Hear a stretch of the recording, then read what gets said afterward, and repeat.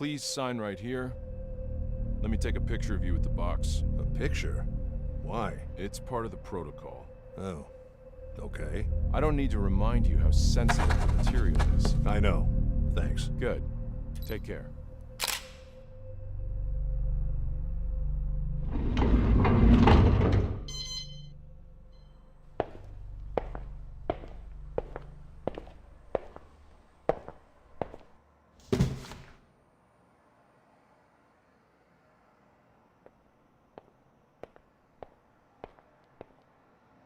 So close.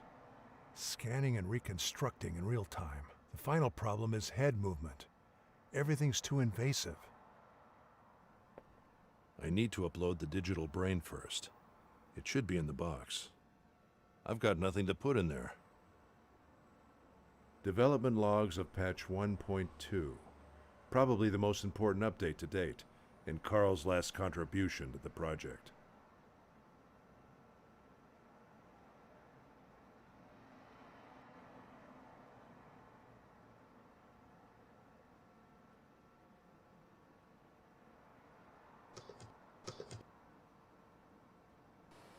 All right. I have a temporary solution for when Evie can't interpret some part of a memory, but it requires manual input. So, let's say the data was a chair. While Evie can't interpret it is a chair, or where it should be, she's still able to produce a 3D geometrical output with sound, and that output is based on data which does have meaning. The problem is that it doesn't fit anywhere, and it doesn't make sense to her. So, what I did was to allow Evie to still represent this failed reconstruction in an encapsulated manner that we can look at inside the memory space, so we can interpret it. I made a quick interface for inspection too. So, in other words, we can now assist Evie at interpreting the data by using our special human skills. We just have to tell her what it could be and where it should belong, and she should be able to narrow the margin enough to make it part of the reconstruction again. Question. Is it always about something missing, like a chair or another object? Or can it be a subjective thing that doesn't belong anywhere? It could be a subjective thing, yes, but that would be rare, as it's more likely to become a subjective entity or part of the subjective environment somehow. Shouldn't be represented as missing data. Okay. Can happen, though. Would be interesting to see. Yeah. This is great, Carl. We're so close.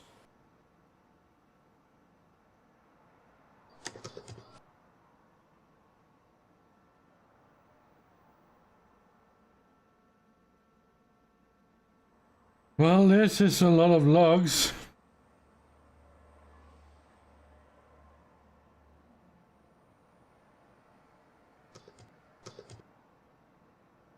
Okay.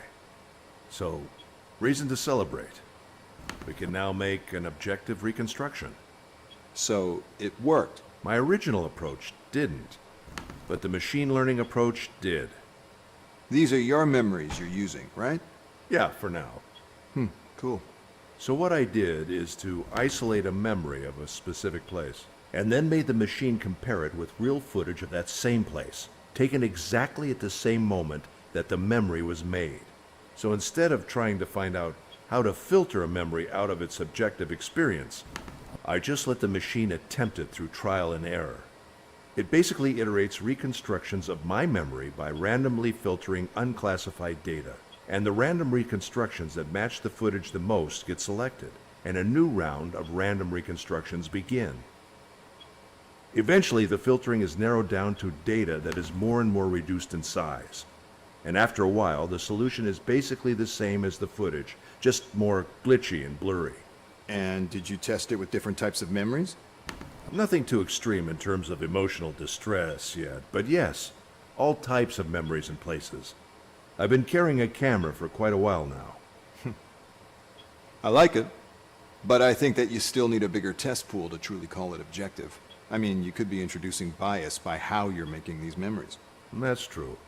But currently, the places consistently match in size, shape, color. The sounds are getting clearer. While it's not perfect yet, it's robust enough to be certain that if anything bigger than, for example, the size of a tennis ball appears in an objective reconstruction, and if that isn't too blurry or glitchy, it means it was just there. The error margin is simply too small now. Cool. Yep. And the cool thing is we can start classifying and understanding this data now by going backwards. Yeah, I want to take a look at that. It's all uploaded. Awesome, Russell. Well, that's interesting.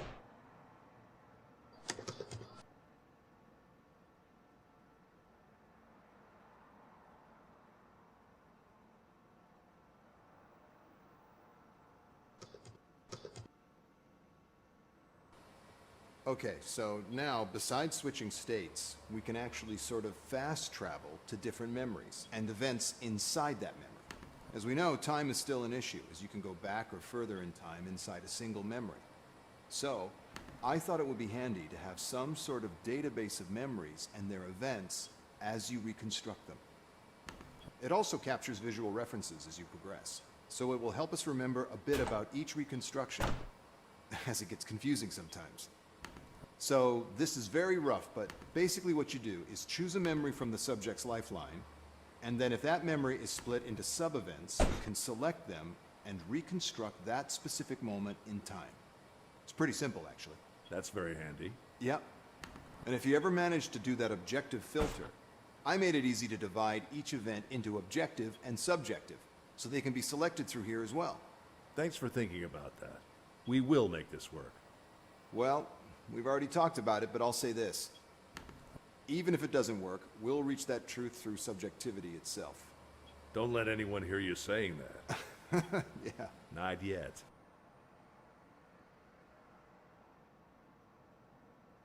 Ooh.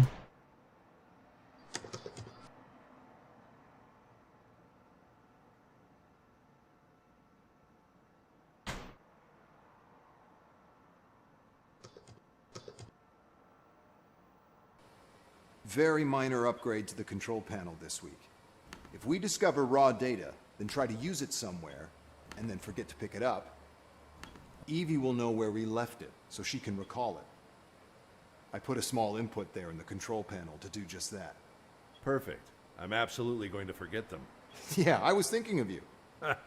Okay, on my side, I coded a small feature this week as well. If you need feedback from Evie about anything, she can now temporarily use more resources to process it. Technically, she will use more RAM to freeze a lot of secondary processes and then continue from that image. And if the RAM is not enough, she'll use our disks. So basically, a lot more processing power will be available for a few seconds, and the memory shouldn't shut down. Perfect. Great.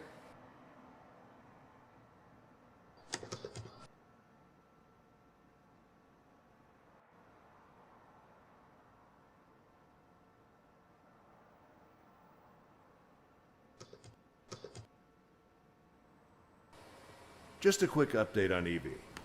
We've uploaded a few more natural language modules that have really improved her speech.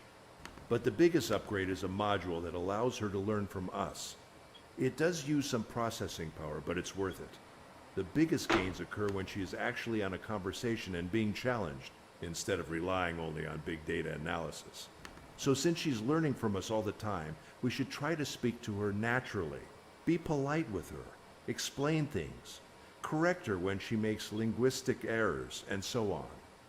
The clearer our language, the clearer she'll be when trying to interpret data to us later.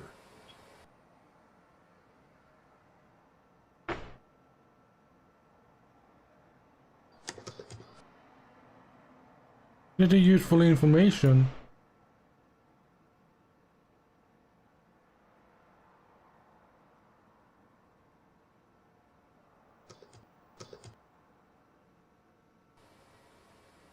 Is it on? Yes. Okay, Russell.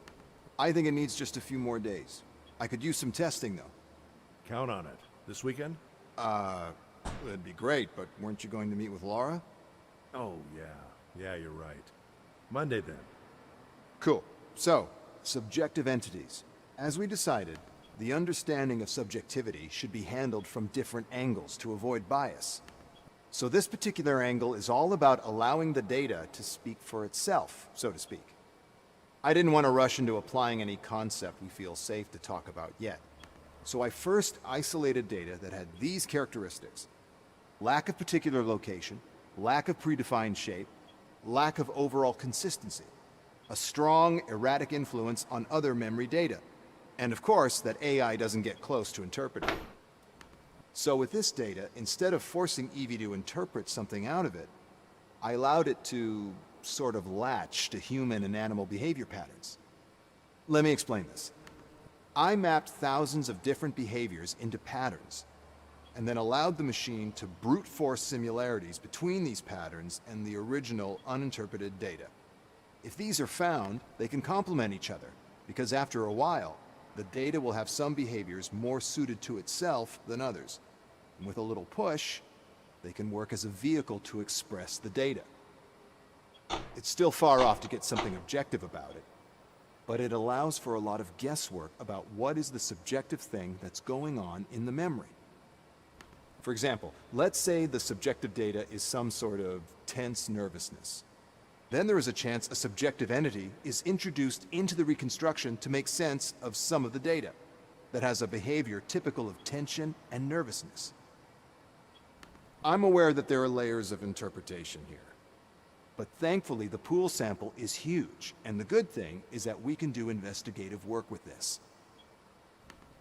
If we analyze the data carefully and start to challenge these behaviors, it can't lead to an objective conclusion, but it can lead to something if other aspects of the memory support the hypothesis that can come out of these behaviors. What do you think? I love it. It allows us to investigate further without closing any doors. I knew you'd get it. It's just having a bigger expression range for the subconscious. That's all we need for now.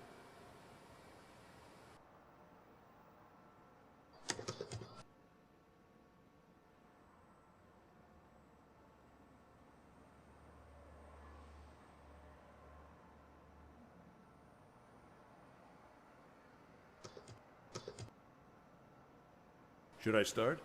Yeah, go ahead.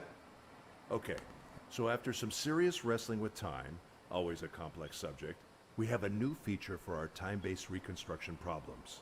Interesting. Oh yeah. So since it's difficult to freeze one specific moment over a large space, there's always the chance that time variations are too large and that they introduce errors to the reconstruction. So when Evie does find a part of a memory which has a range of moments available, like for example, someone walking from his room to the backyard, and sometimes it's not enough time to make it a different memory event. So what I did, in order to make use of that information, is that if that room-backyard range fits into the maximum time threshold of the event, Evie will now introduce a control that we can use to warp time on that specific object, instead of choosing one part and discarding the rest, so we can see the whole sequence without disturbing the rest of the memory. Thanks.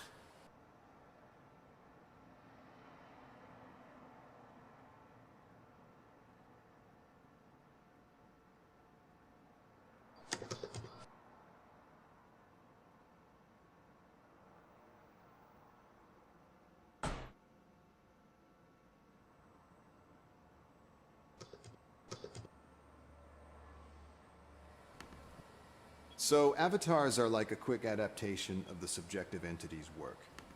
After a while, we've been able to classify subjective entities based on a few characteristics, like aggressiveness, amount of reaction to the other elements in the memory, and a big list that we can go through later. But what I discovered is that some of the entities are fully passive, meaning that they do not express behavior, but other entities do react to them. So, they are part of the subjective behavior web, but passive. So what I did is make a small hack to use their influence at our will. So it allows us to investigate other entities. So we can control them. I wouldn't say truly controlling them, but we can move them around and see how they influence the rest of the subjective space. It's only a spatial thing for now, but it can be really helpful to study how the patterns react to each other.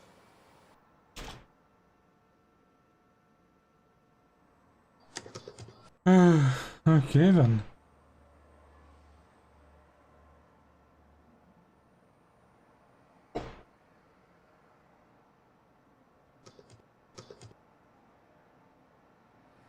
Okay, still working on the on-the-fly scanning project. It's still a long way to go, but I'm moving in the right direction. The head needs to be fully constrained, though. That's what I'm solving right now. Just moving a bit slow with everything that's happened lately. Yeah, logs will probably stop for a while, until things normalize a bit. What happened?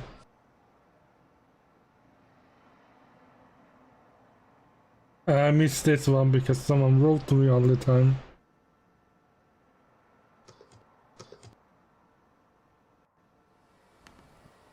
So avatars are like a quick adaptation of the subjective entity's work. After a while, we've been able to classify subjective entities based on a few characteristics, like aggressiveness, amount of reaction to the other elements in the memory, and a big list that we can go through later.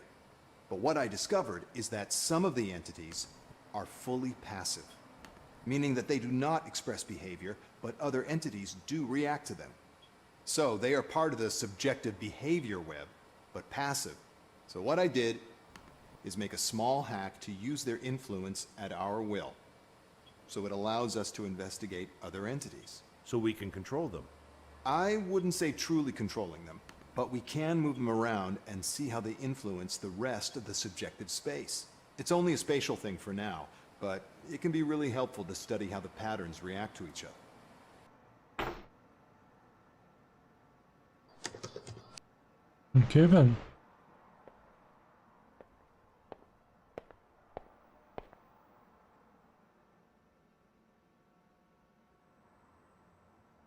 Simulating human choice based on raw memory data. Haven't been able to read it yet. Far off, but worth reading, according to Carl.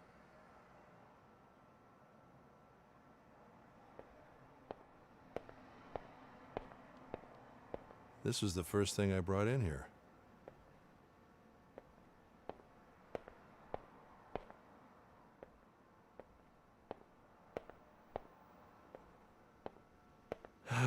I really need a new partner. Hard to replace Carl, though. Carl liked to read this nonsense. I never figured out how such a great scientist was able to pour so much time in reading clickbait articles. He once said he could draw global connections through them.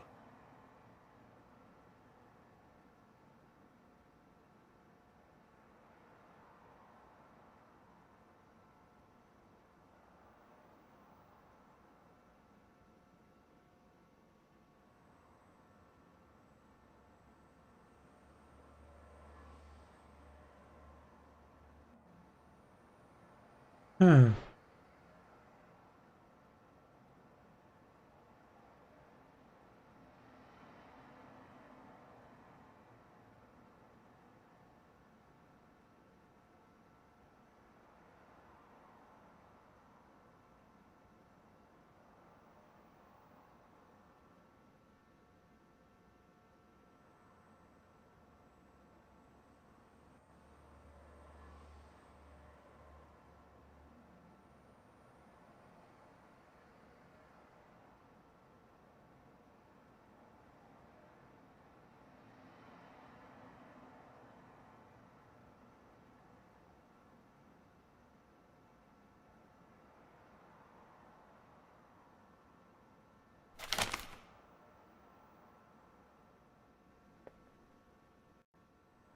Hopefully that will never happen in real life. Copyright genes. I can't believe the loss of performance after adapting them to comply with the new laws. Times are changing indeed. My server's set up. Not so fast anymore, but still solid as a rock. My server's set up. Not so fast anymore, but still solid as a rock.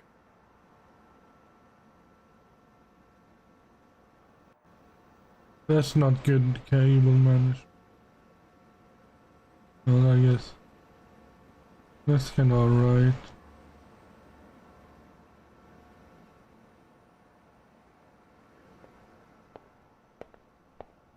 I don't know. There's been a lot of shutdowns lately, and this building's electrical grid is just as old. So I got a backup.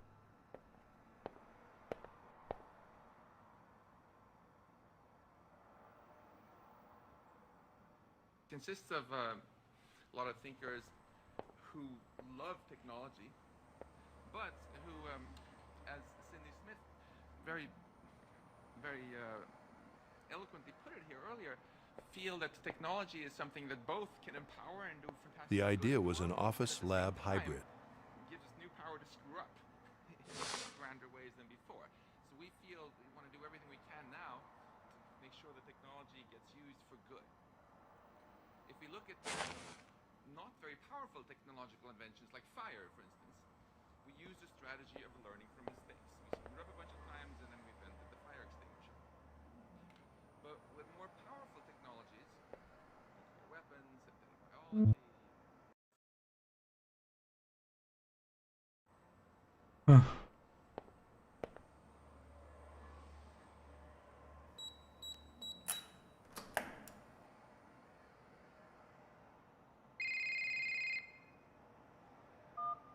Russell, did you receive it? It just arrived. Good. Listen, priority is to find the real cause of death. Early reports indicate suicide, a drug overdose, but I don't buy it. It doesn't make sense. She was too important and the timing was odd. She was a lawyer at GoAT, right? More like the vice president. Oh. Okay. Yeah. So now you see how deeply in trouble you'd be if anything leaks out. You're putting me in a tough spot here, Tom. Not if you're careful, Russell. Just make sure nothing leaks out. Why not wait for the full autopsy? Why do you need me? We need to move faster, and if there's something bigger going on, we need to investigate it.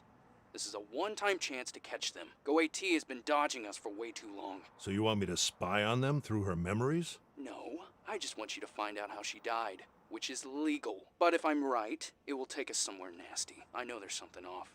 We just need to find out what. All right. I'll do what I can. Good. Remember, it's because of these people we're here in the first place. Well, we don't know anything yet. We will, Russell. I've been in this for too long to know it's not just suicide. You'll see. So, I've given you access to her apartment on Stratford Avenue. They're about to wrap it up over there, but Detective Stan Becker's waiting for you. He knows you're coming. If you want to investigate the real place, you should head out there now. All right. I'll check it out. Okay then, I'll leave you to it. Don't keep Stan waiting, and keep me posted on anything you find. Sure. See ya.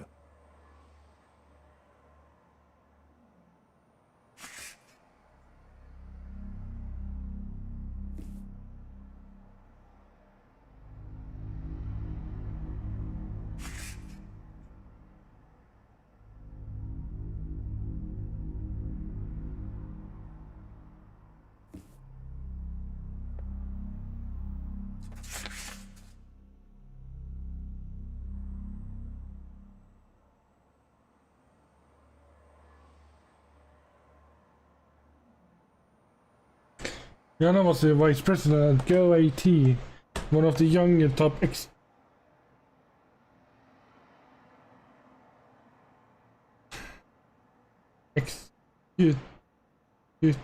in the technology industry, known to be known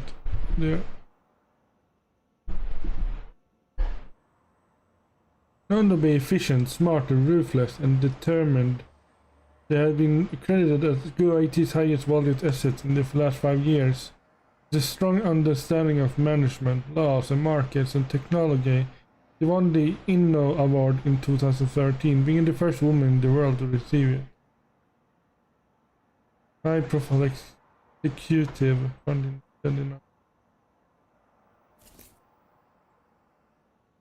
Can I also turn the picture around? Nope. Yes.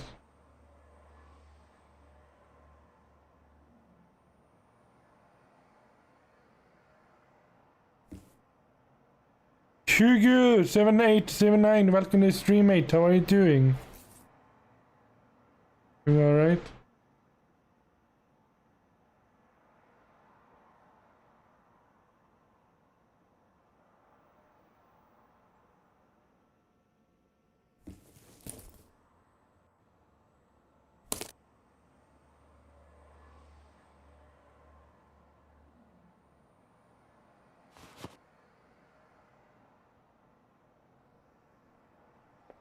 Okay. Time to go out.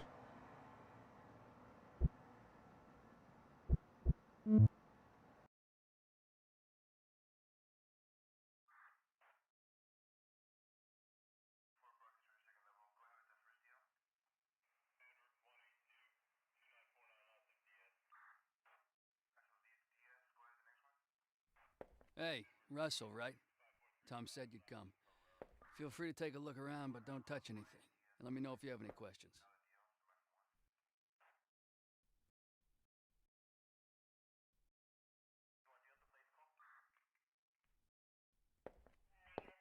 Was she going somewhere? Was she going somewhere?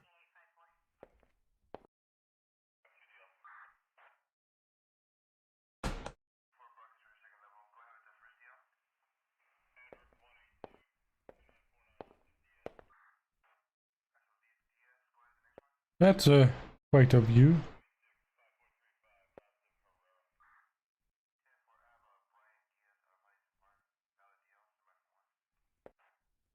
Quite a view and quite beautiful kitchen. Probably her last meal.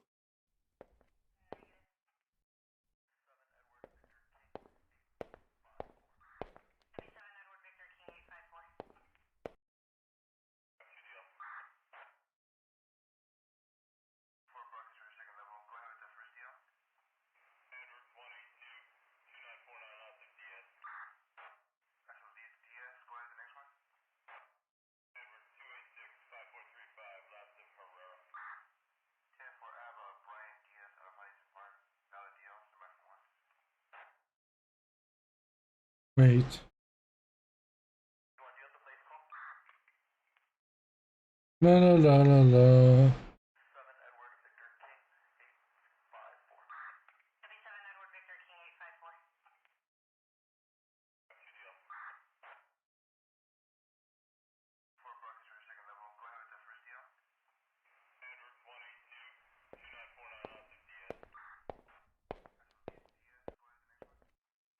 Go AT's new project.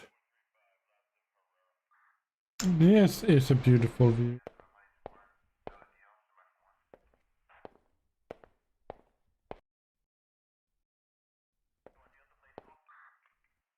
If I was streaming in like this, like a building, I will sit right here and have this backdrop as view.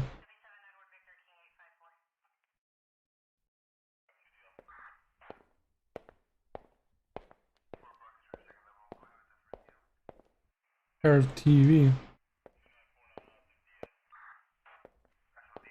Go AT's Indie Tech Magazine, a hub for independent tech to show off their work. Translation, a hub to check for new tech and ideas and absorb them before they grow. At least that's always been the trend with these companies. Visioni Simultanei, a futurist painting. Interesting choice.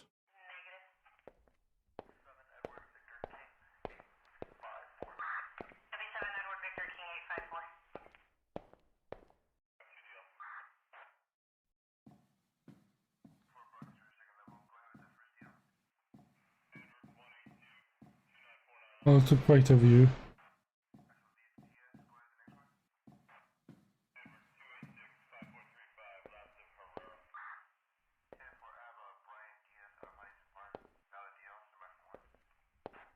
Looks like where the body was. Gzak sleeping pills. You need a prescription for these. Gizex. It's one of the strongest you can get. Looks like where the body was. Looks like where the body was. Bloody footprints. She probably stepped on the broken shards. Broken. Looks like something was thrown at it. Bloody footprints. She probably stepped And on the broken puke. shards. Vomit.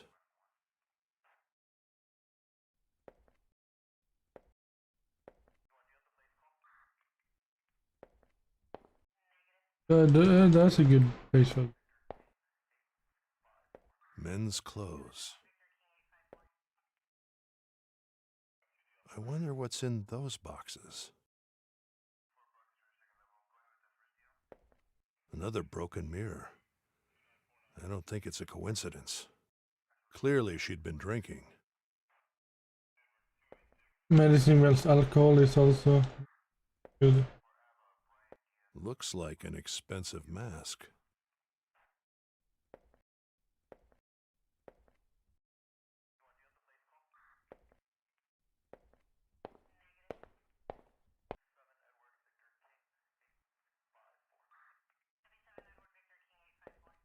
Quite a view. Generative design and automated construction.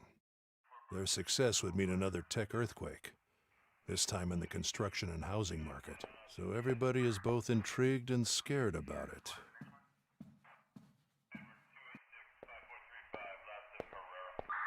Yeah? Did she leave any children or family? No, no children, no brothers or sisters, foreign parents that she didn't see much. For now, that's all I know. And a husband. Pretty regular corporate profile, if you ask me. Who found her? Didn't you get the report? It was her husband.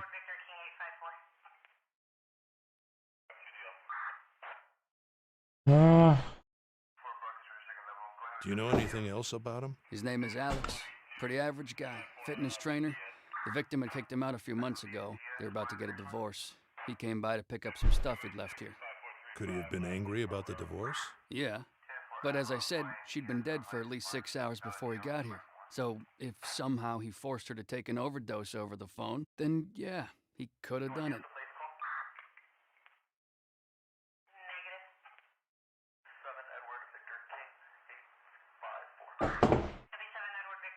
What time did he find her? The morning after, and called right away. The security cameras corroborate the time he arrived, so we don't have any reason to suspect him.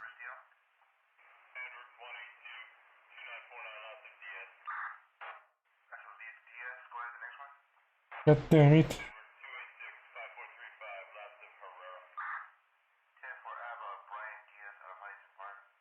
Yeah. And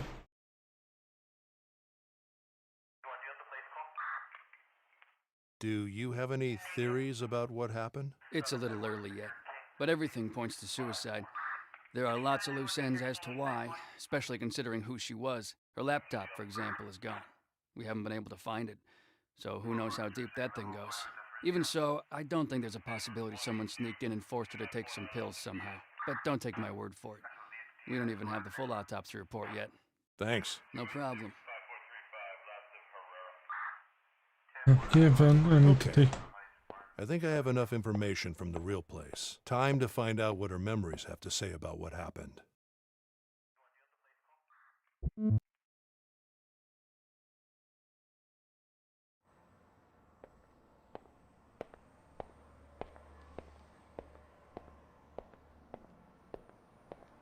No disk uploaded yet. No disk uploaded yet.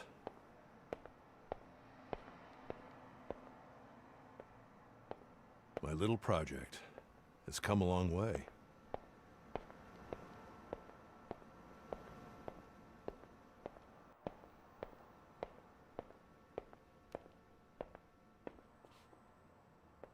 No disk uploaded yet. I'll upload this. Maybe up here. I just need a few more years of independence.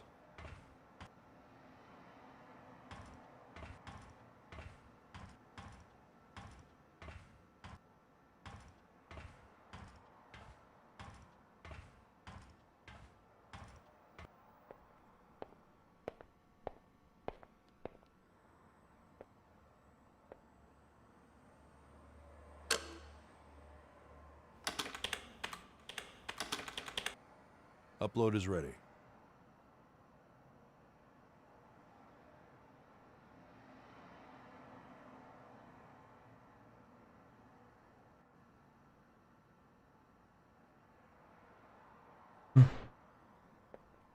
Evie, ready? Yes. Okay, good. Please operate on patch 1.2. And scan for the latest memory you can find, ideally just before her death. Understood.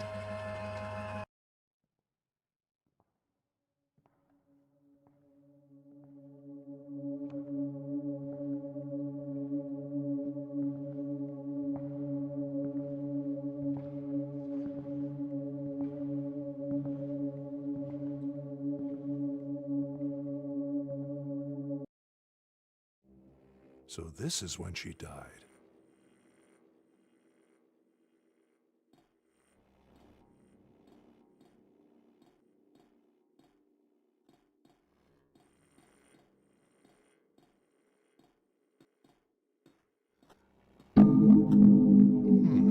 Interesting glitch on the clock.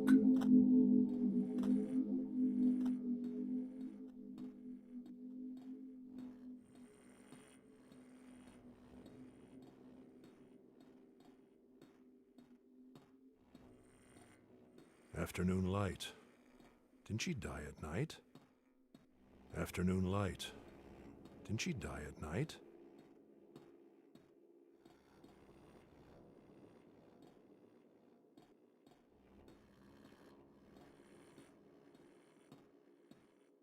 Reconstructing glass from memories. I don't think we'll ever get it right.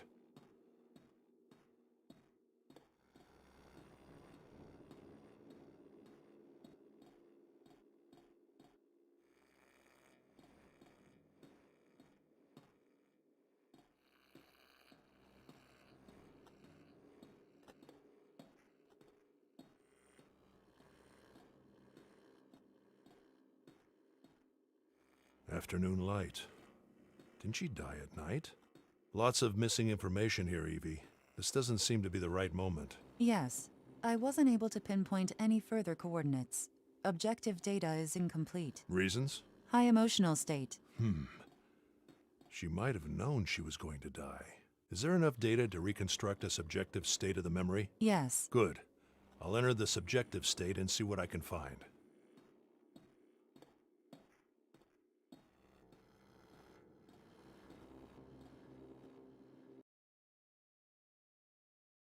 Subjective reconstruction was successful, but I couldn't interpret all data. It's fine, Evie. Subjective interpretation is tough for any AI, even a special one like you. I can't make sense of this sound.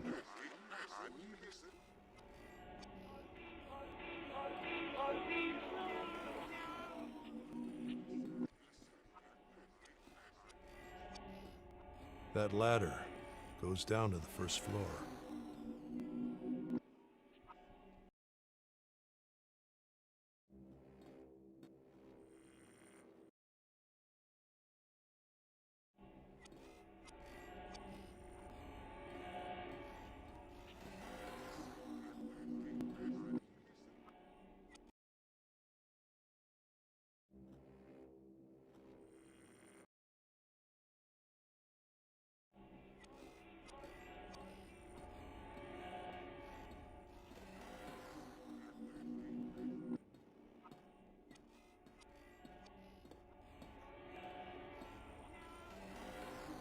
Could this be her as a child?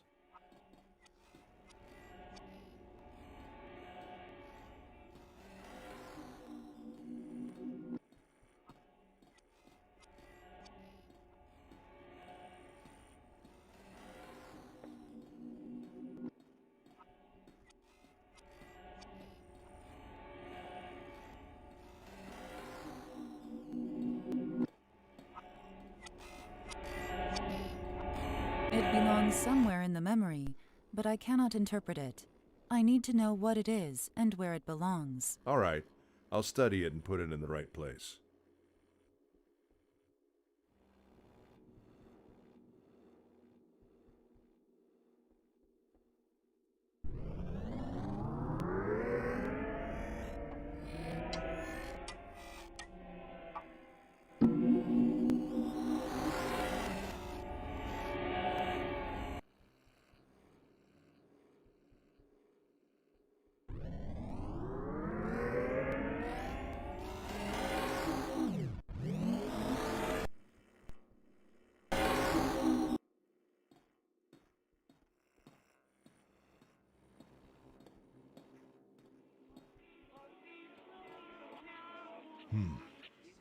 There was something here in the objective state.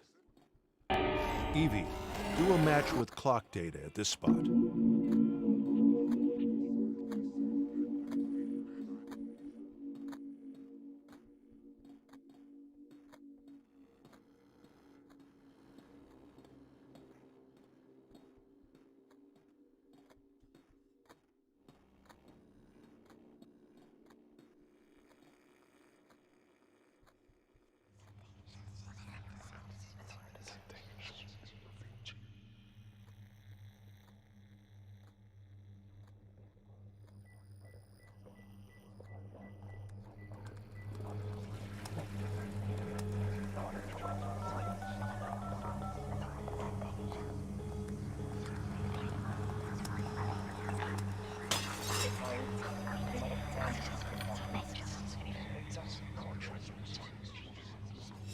Nope.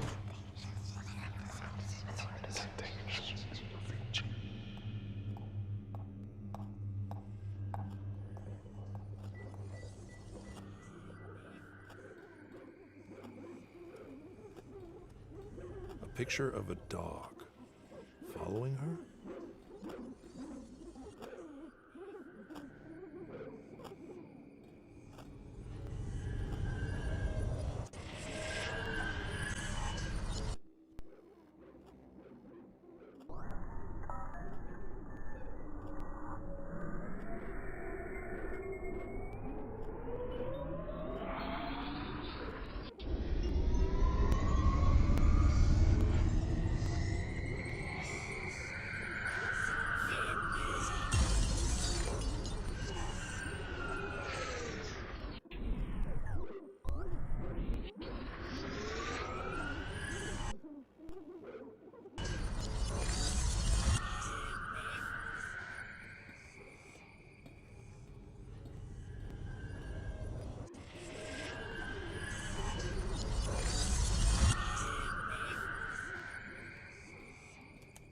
Her laptop. If it's in the objective state as well, then somebody did take it. At your discretion, I can momentarily free memory and processing power to deliver more accurate feedback. Reconstructing glass from memories. I don't think we'll ever get it right. Hello there, Joanna.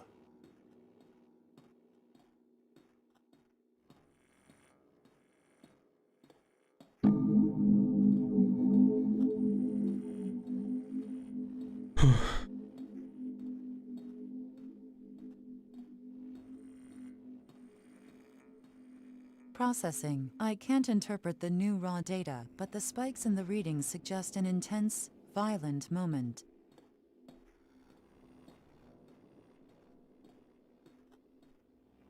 Processing. I can't interpret the new raw data, but the spikes in the readings Oh, wrong suggest an button. intense, violent moment.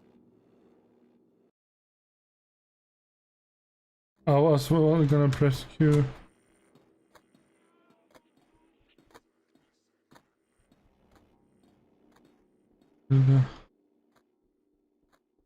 Up to the other level.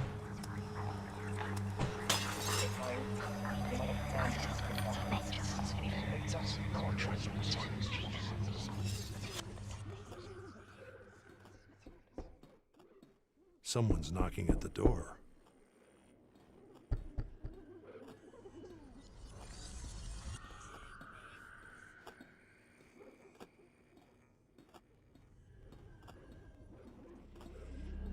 A spider web. No way out.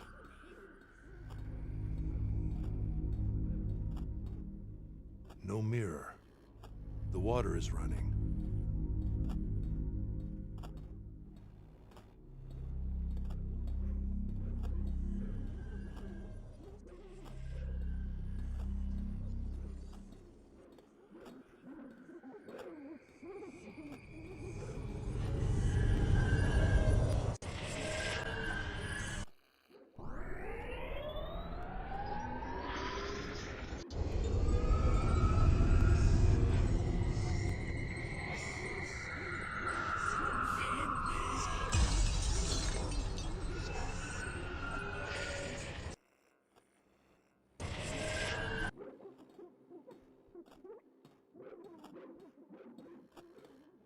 I guess.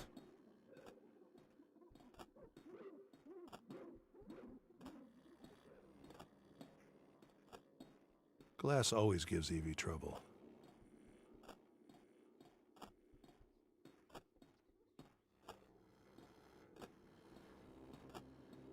The water is running. Seems close. Maybe in the objective state. Seems close. Maybe in the objective state.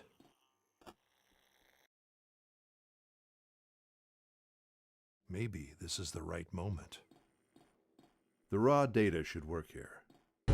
Evie, do a match right here with a mirror being violently broken.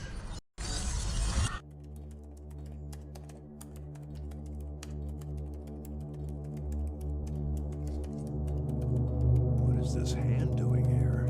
You were right, Tom. She wasn't alone. Should be good enough evidence to keep him satisfied for now. Should I shut down the simulation? Please, go ahead. Understood. Shutting down in 3, 2, 1.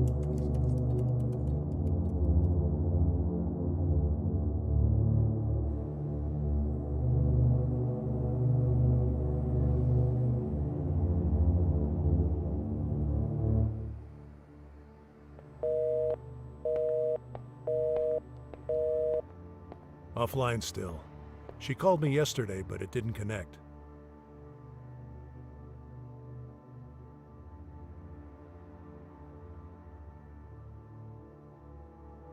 Hey, Russell. Any good news? It wasn't a clear reconstruction, but I managed to get some objective evidence. There was a clear hand next to her, just when she was lying on her bed, and the pills were all over the floor. So it seems you may be right. There was definitely somebody with her. A hand. That's all you could find. Well, Tom, I'm just getting started. Her last memories are fuzzy, and that's probably because of the psychological stress she was under. The fact that she wasn't alone is a good start. Yeah, good to know. But we need to know who it was so we can do something about it. I'll keep looking, Tom. Let's just hope the rest of the memories are in better shape. I hope so. Did you find anything else? I saw a lot of other things. I just need to understand her unconscious better. It's fine, Russell. Just keep looking, but I need something else from you. We need to get into her private email. The password. We were able to hack the words, but there are 3 numbers at the start that we don't know. We have only a few shots at this, so that's why I need you. Her password? I'd like to avoid that. Listen, Russell, we're here precisely to avoid tech industry fuck-ups like in the past, and finding the password is aligned with that goal. You're here because of that. My research had nothing to do with all of it. Russell, just send us the scan and inspection report as legally required, and there will be no issues, I promise. We're counting on you for this one. The password ends with Namas. N-A-M-A-H-S. But it's preceded by 3 numbers. We have 3 to 4 tries with this password at most, so when you have something, call me. It's not that simple. There are major consequences. I'll wait for your call. Bye, Russell. Damn it.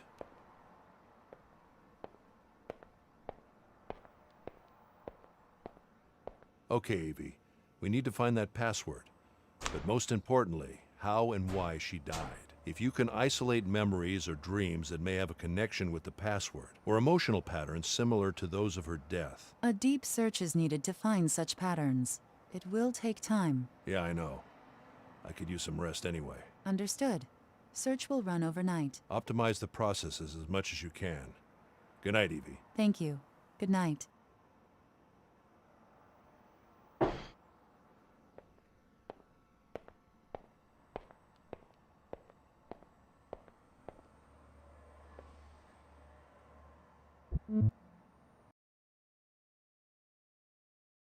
Home sweet home. There's never enough time. Very dark home. Sometimes the best work happens at home.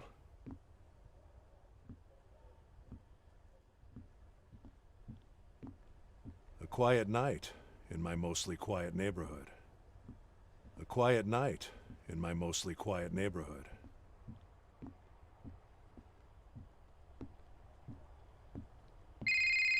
Carl. So what do I owe this surprise? Russell, how are you? No complaints. How about you? All good, thank you. Happy to hear that. Hey, I sent you an email. Okay. Yeah, and for some reason I felt like I should call you. It's nothing serious, just wanted to call you personally and tell you that, well, you know, wanted to say that regardless of our professional differences, I'm still here. If you need me. I know you know that, but I felt like I wanted to make it clear. There's no need, Carl. I know we're good, and it's never been personal, you know that. I know. I just wanted to make sure you knew where I stand. How are things with the TSB, by the way? Stable, but they gave me this new case, and they don't seem very eager to respect their own laws.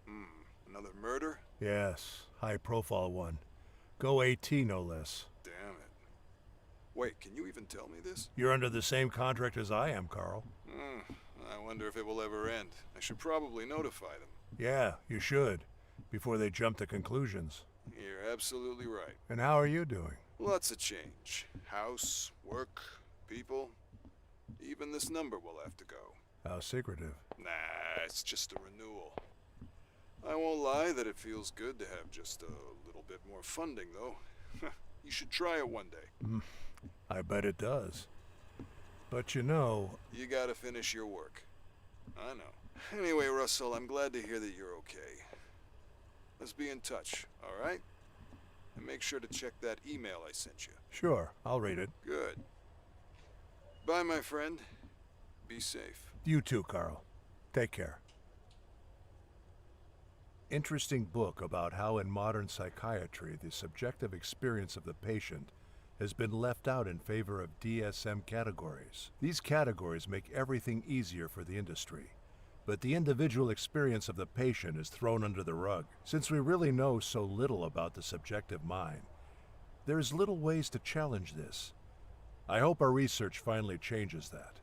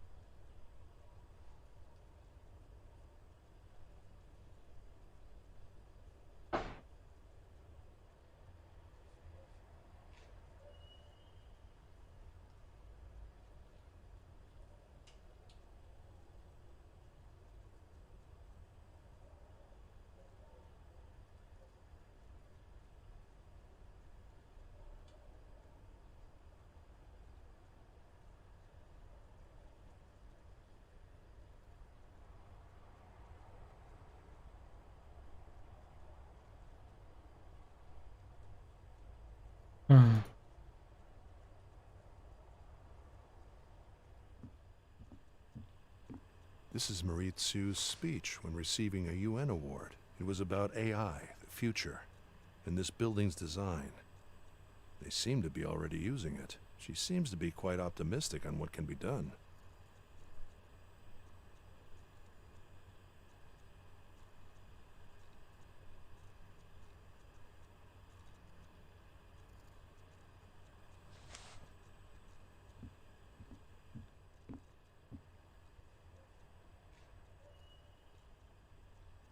After her mother died, we haven't been very close. She blames me for not being close enough, I think. For being too focused on my work. Especially during my wife's last days.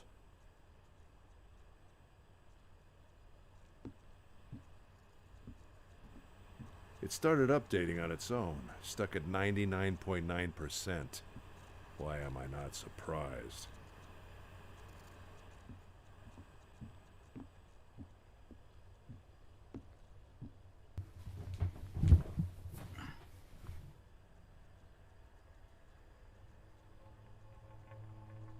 Just about to turn the corner. We just need one final push. But does that ever end? I'm preparing my final work. The human experience. It's a framework for the future. All very useful. Very down to earth. Well, technology has changed the world many times for good or bad. But you could say that we have adapted, in a way. But can we adapt forever? Take the internet, for example. A great invention, even though it's presented some serious challenges to society. We're still alive. Now imagine if something as world-changing as the internet happened every year. Then add anti-aging technology to the mix, or technology to improve our brains. Maybe add general AI, all in that same year. And perhaps a new type of bomb. Can we catch up and adapt fast enough? Or will we lose control and leave it all to chance? Or to a group of companies? Or maybe we'll create too much control and leave our fate in the hands of a few politicians. That's down to earth, I'd say. What do you think? So what are our options? I think the scary thing is not knowing. We have to imagine that there's a powerful creature in front of us being fed by our creativity. It's not good, it's not evil. But once awakened, it'll change our civilization forever. We just have to be ready. That's why we need to create a solid ethical framework for the things we want to protect, so the fabric of society doesn't break. Naive. Okay, about one particular scary technology. Now that we have such advanced brain scanning tech, do you have any hopes of outlasting your body? Or do the possibilities of that make you even more worried?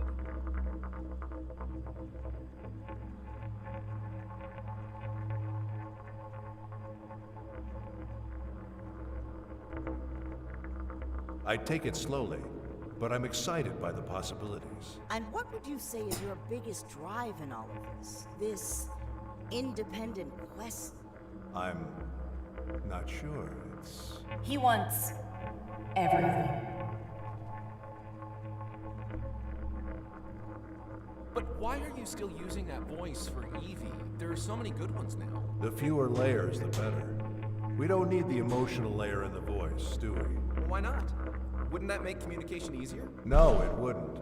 We've talked about this, Joshua. Getting things done between humans and understanding each other is hard enough already. Give me one good reason why I should add that to an AI assistant. What I need is her data expressed as rationally and plain as possible. Like an equation. This fantasy of human-like voices is just as stupid as it is dangerous. Alright, jeez. Maybe you should add the emotion to yourself. Excuse me? Nothing.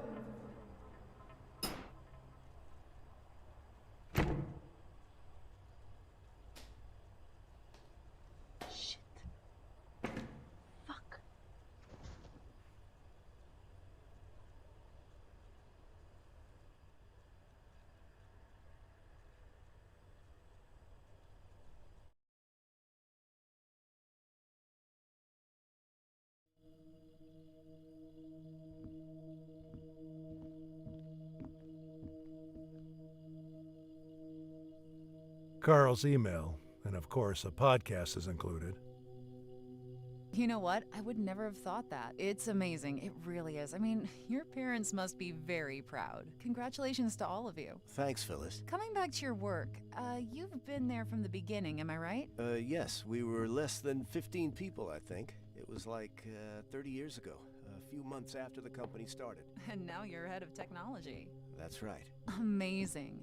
So, before I ask you how smart you gotta be to do that, tell me, how did you guys move from being a small web research company with almost no investment into a company that leads on AI and pretty much every other technology for that matter? Well, that's a big question. But from a motivation perspective, what drove the evolution of the company? Was there a master plan from the beginning? Did you think you would expand to so many areas of tech? Well, there are so many factors together. I mean, there's market share, emerging technologies, how what we already do can adapt to other markets, or let's say minimizing the risk expanding. Of course, there was also the huge success we had at the beginning. That led us to decide pretty much where we wanted to go. But a master plan from the beginning, I don't think so. But there is one now. Well, you know, despite of what all the conspiracy memes tell you, there isn't. just our strong core values.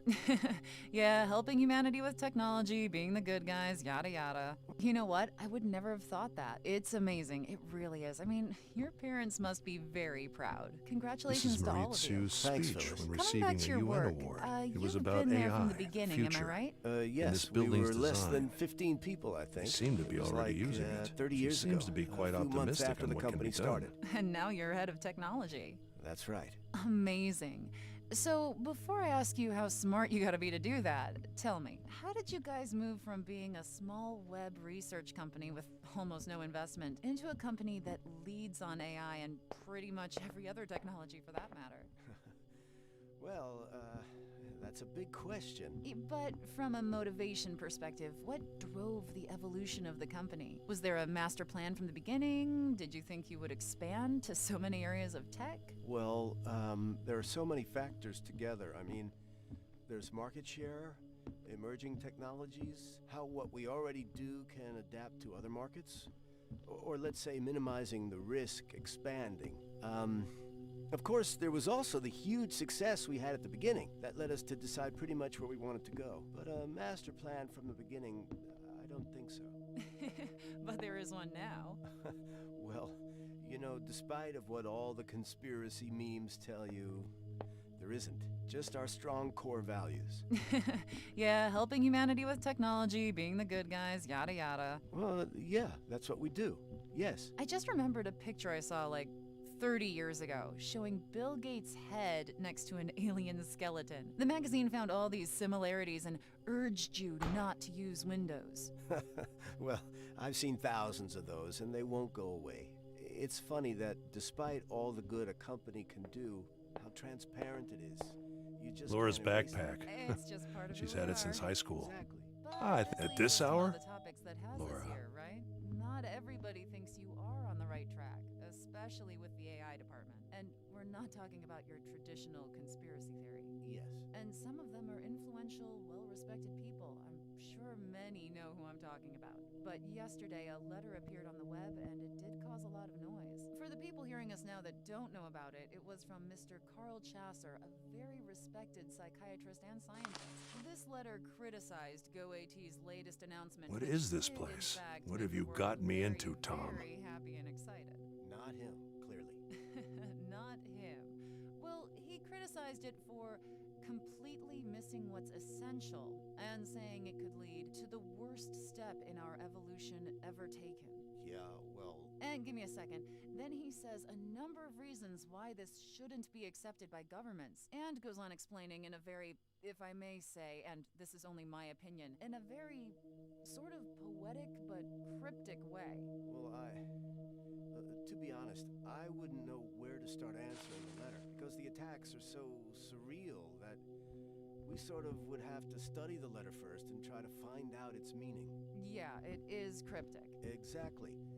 And you know what? My I'm unfinished sorry to life's say this, work. but that is a very pedantic attitude. Pretty common along some intellectuals, actually. I mean, when I try to explain something to people, I don't try to confuse them first, you know? He's more than welcome to participate with his opinion. I'll consider We it. know he's doing incredible research about the human A note mind, from Laura. but certainly this doesn't help anybody. I don't think he actually understands what we are doing.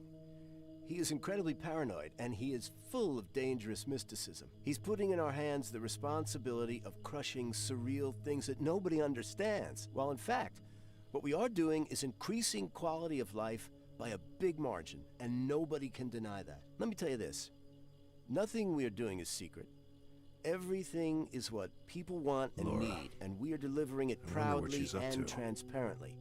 With all due respect to Mr. Carl, I think he has a romantic and dangerous view of staying behind in progress, and pretty typical of this whole go back movement, too. You know, that's the impression I get as well, that he is incredibly paranoid, and despite how well written his letter is, his reasons are more like theories, based on other, more cryptic theories. Let me read a small section of the letter for those that haven't read it. All right? After her It mother says, died. We are We like haven't been very reptiles close. that not long ago were She fish, blames me for exploring not being the close land enough, for I the first think. time, seeing how the rays For of the being too sun focused blur on my through work. the water that gently covers our Especially eyes. during While my we wife's cannot last yet days. explain or even wonder about this moving painting in front of us, we are inevitably inspired, seeking peace in the heat while we get to be one with the land. Then he goes, our greater tools are not the ones we know best, but all the complexity that hides behind our minds. Here we are now, beautiful.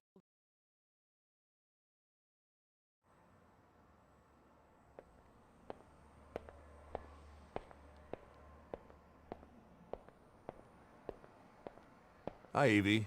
Before asking about the overnight scan, I need to get a letter scanned. Anything you can find on it is useful. Understood. Please leave it in the scanning hardware, and I'll do my best.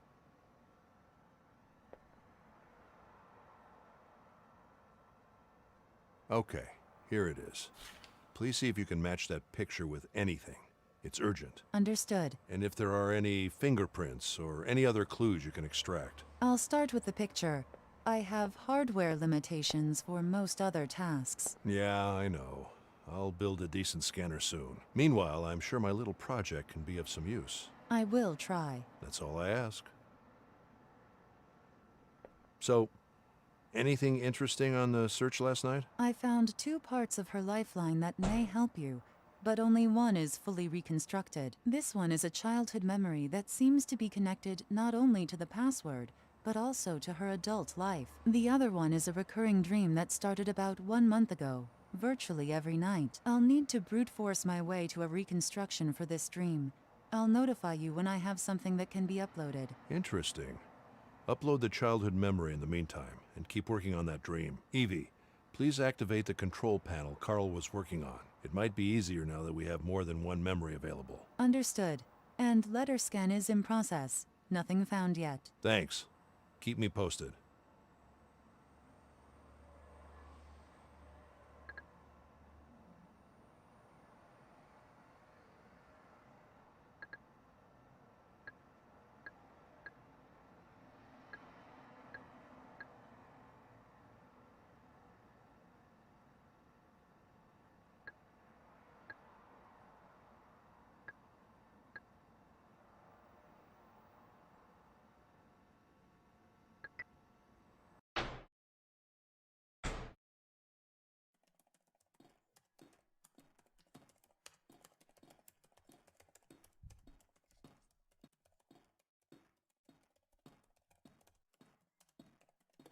I'm ready. Take. Calm. Day. Hands.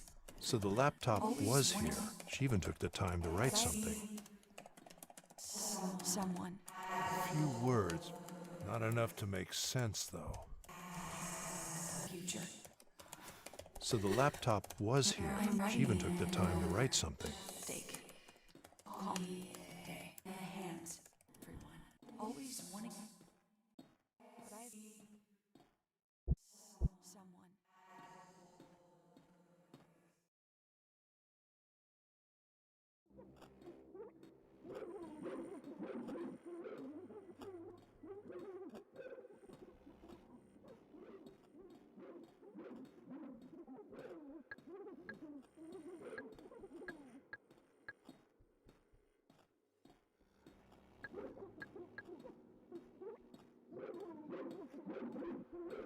This feature is designed to recall unresolved raw data that was lost by the user. But raw data needs to be discovered first.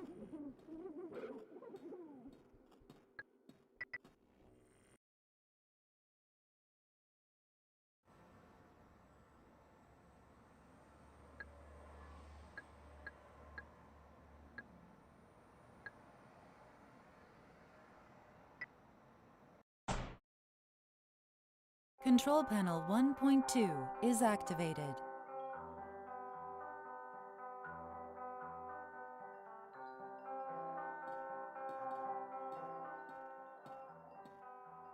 Maybe her parents?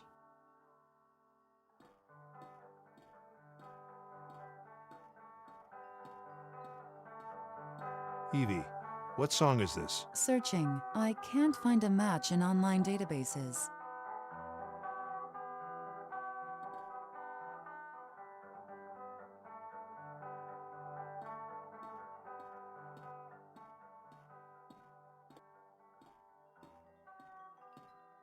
I wonder who the artist was. Yep, there was some wind outside.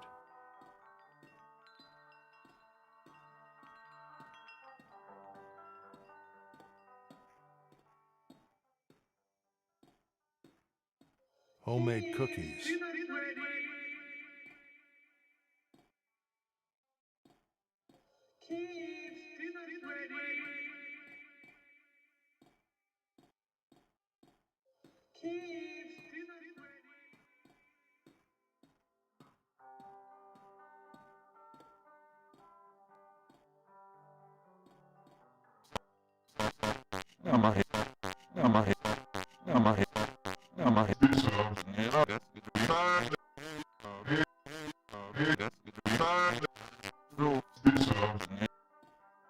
A time warp. The control is near the door.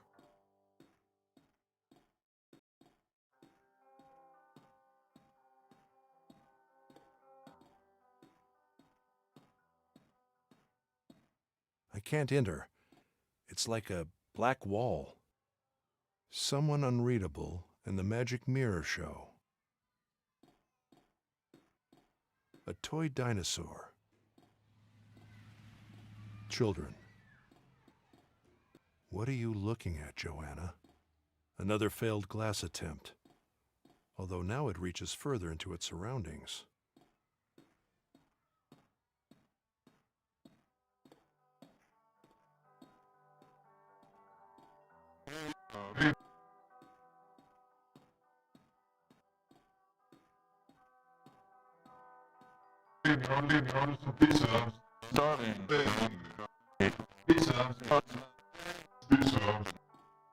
A time warp. The control is near the door. A time warp. The control is near the door.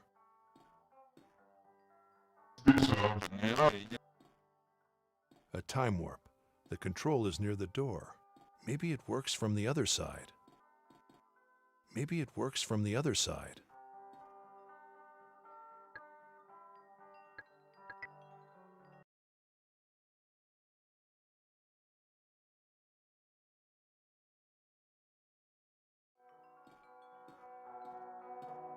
I don't know what song this is.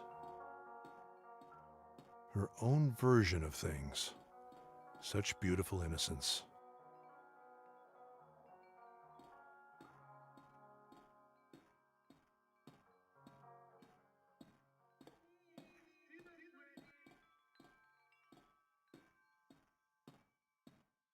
They are definitely a fond memory, quite different from the objective state.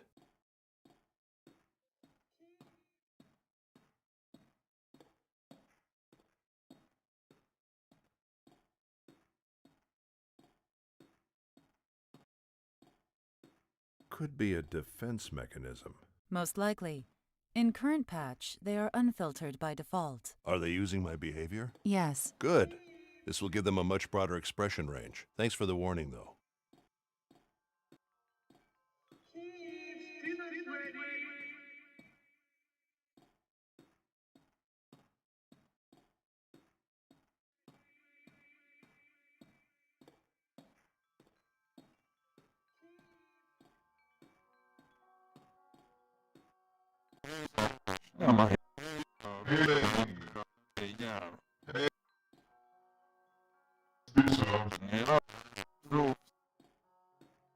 A time warp.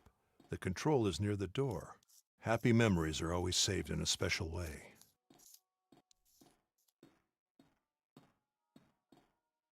A spoon with books. Is it the same entity from the kitchen? It doesn't like it when I look at it. Another failed glass attempt, although now it reaches further into its surroundings. Someone unreadable and the magic mirror show.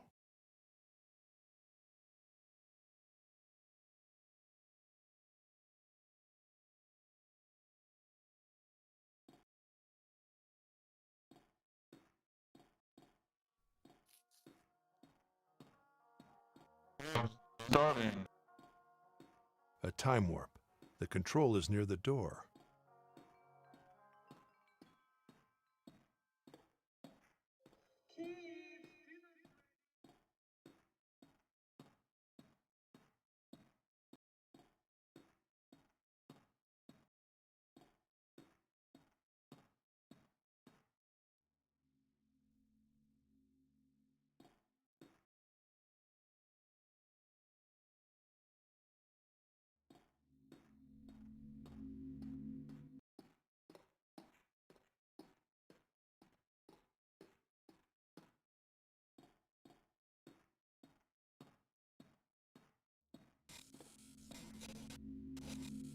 Happens only when I walk backwards.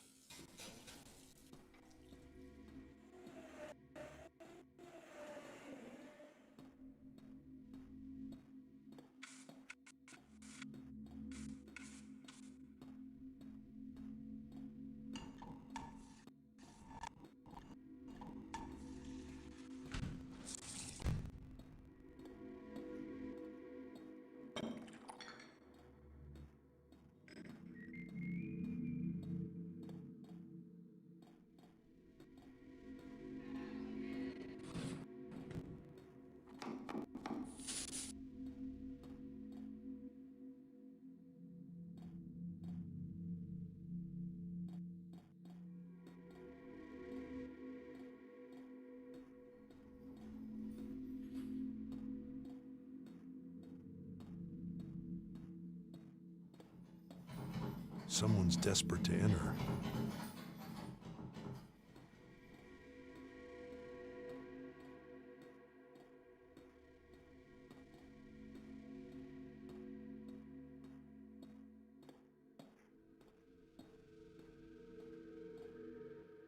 It seems slightly different than the last time I saw it.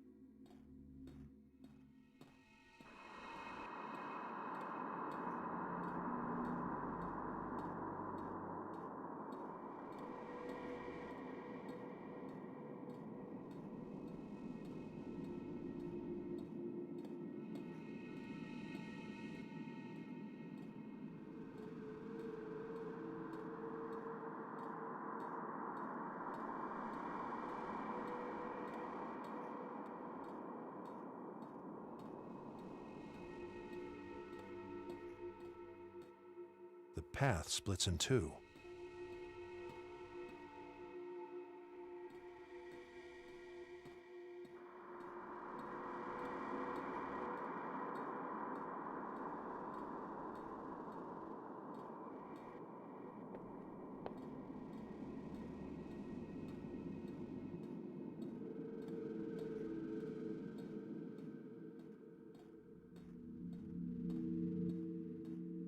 The path splits in two.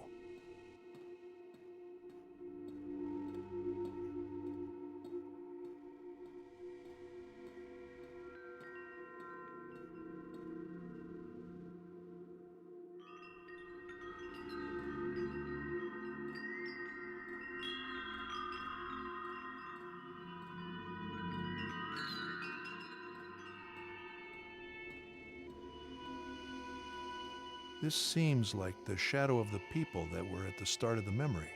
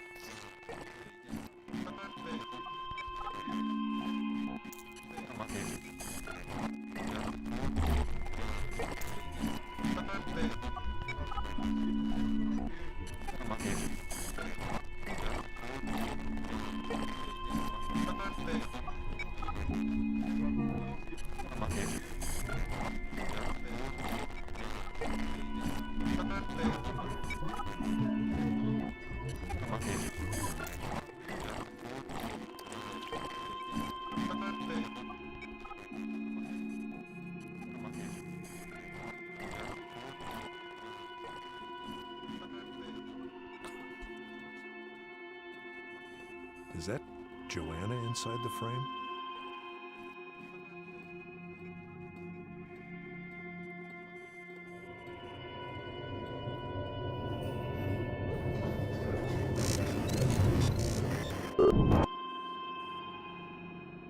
That behavior was extremely aggressive.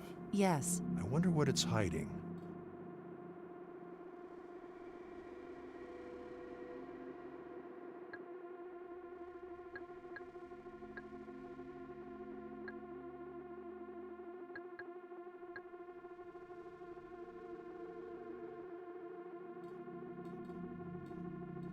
I need to go again.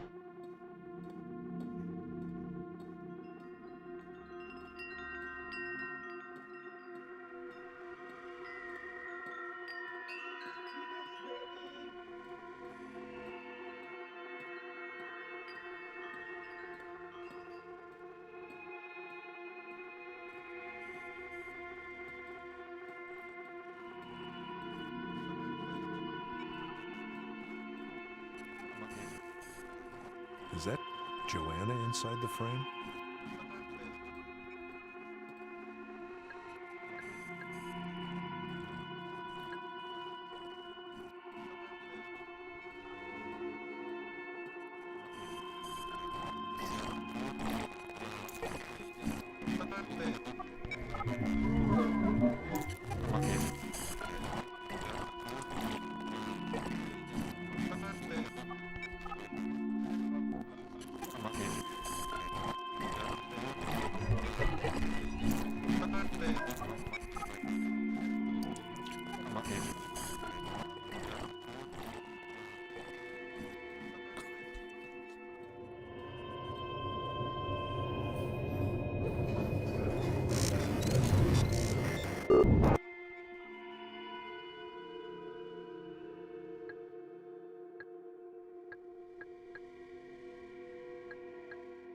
This feature is designed to recall unresolved raw data that was lost by the user. But raw data needs to be discovered first. Processing. I don't think there is any more information in this area. In this area?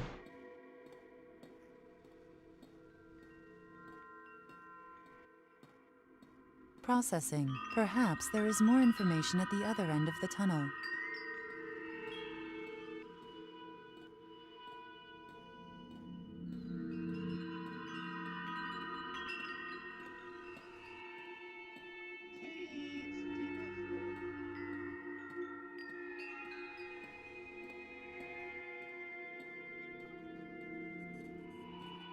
Processing. Perhaps there is more information at the other end of the tunnel. Let's go back to the other end then.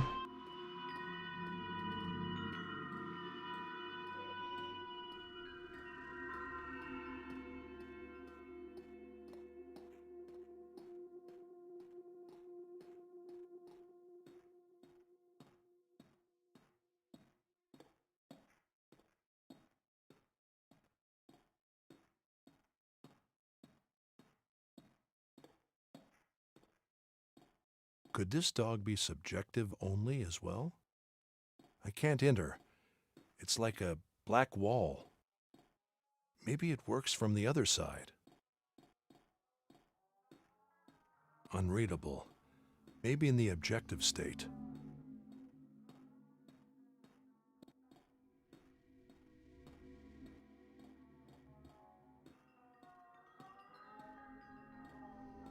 You again. Are you watching TV? I would have imagined the subjective static noise to be different at this age. It's the same music, but distorted. Not such a relaxing sound anymore.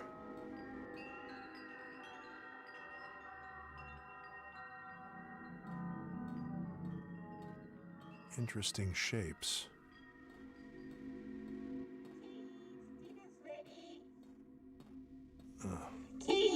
Microwave food. Kids, dinner's ready.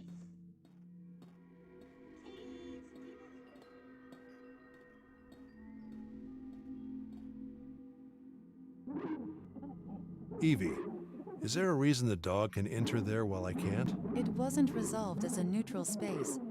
The coordinates are only for the dog, which is a Class D entity. Class D. Could it be made into an avatar? Querying stability. Done. Mapping behavior. Done. Processing. Avatar transform awaiting input. Usability unpredictable.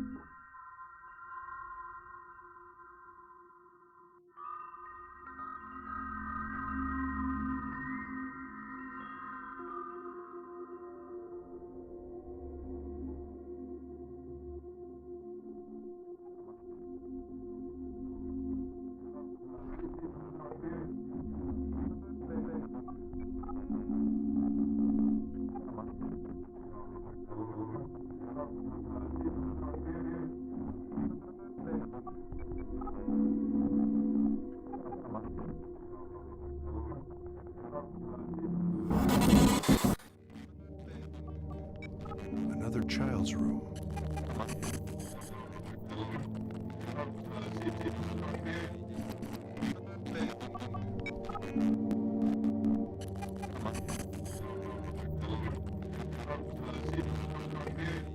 The dog projects a child's shadow. Maybe it's not a dog after all. The dog was also in her death memory, in the form of a picture. Exactly. Could there be a sister or brother? I was told by that detective that she was an only child. We need to find out more about this room and this child.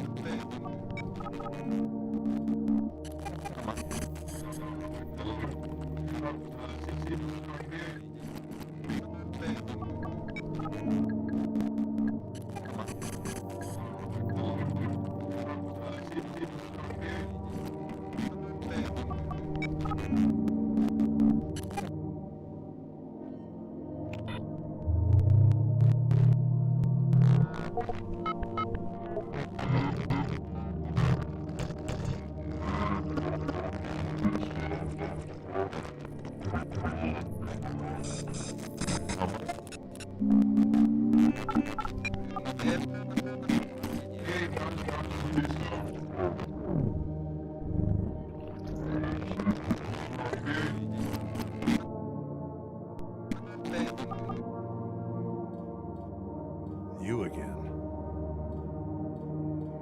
The dog projects a child's shadow. Maybe it's not a dog after all. We need to find out more about this room and this child.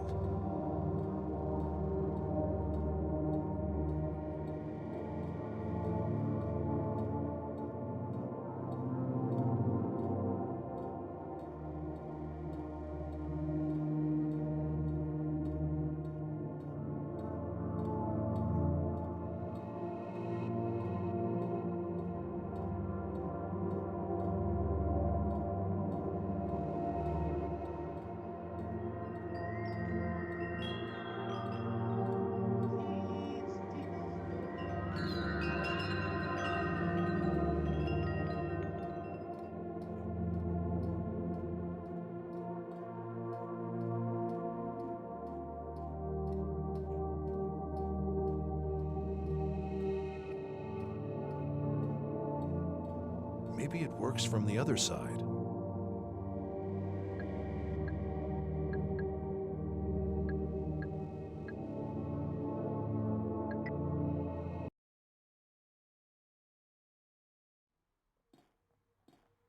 Evie, isn't this body a little blown out of proportion? For it being in the objective state, I mean. There are no errors in the simulation. Is it inside the scale error margin? 0.11% off, but valid thanks to accurate matches on its surroundings. Okay. Still seems a bit too big. We'll have to review those algorithms soon. Understood.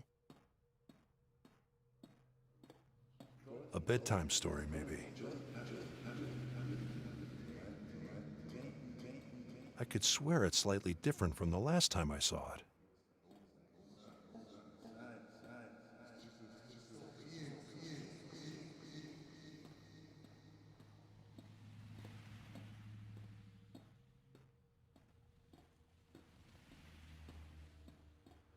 So the dog is once again subjective.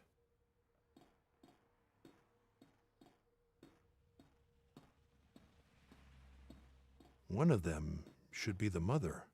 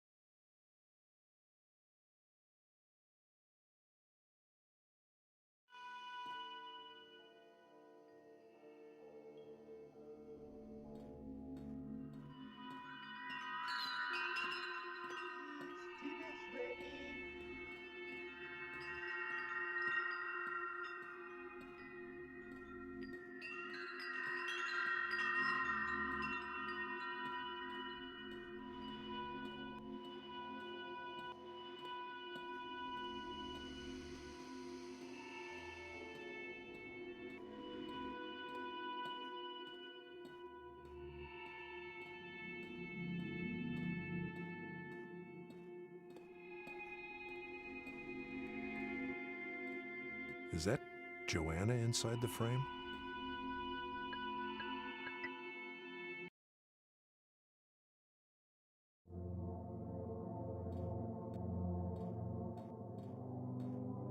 Joanna, are you leaving?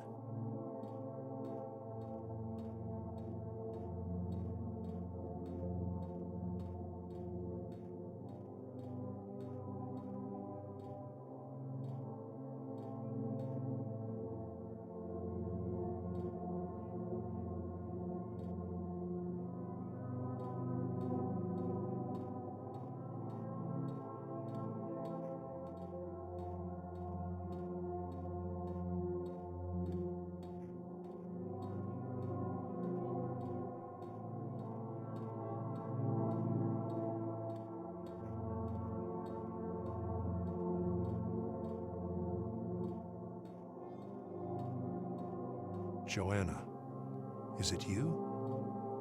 Where are you going?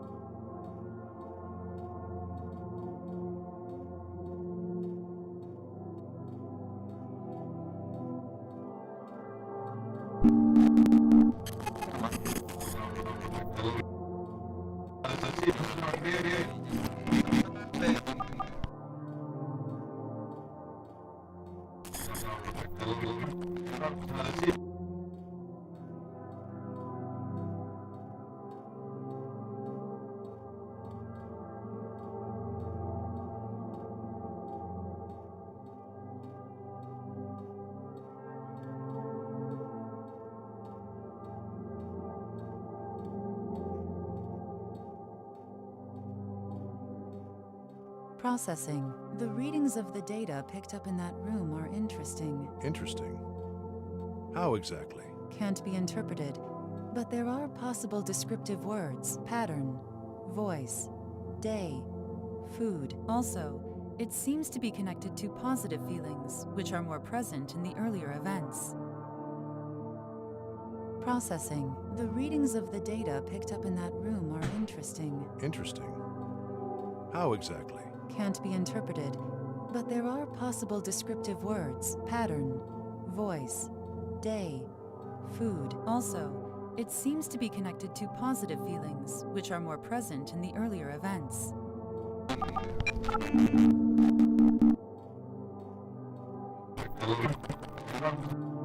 Joanna, is it you?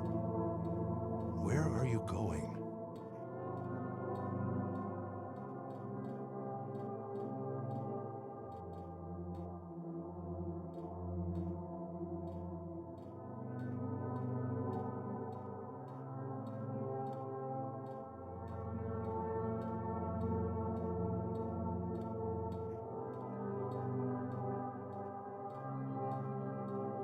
The light seems like it's leaving the house from under the door.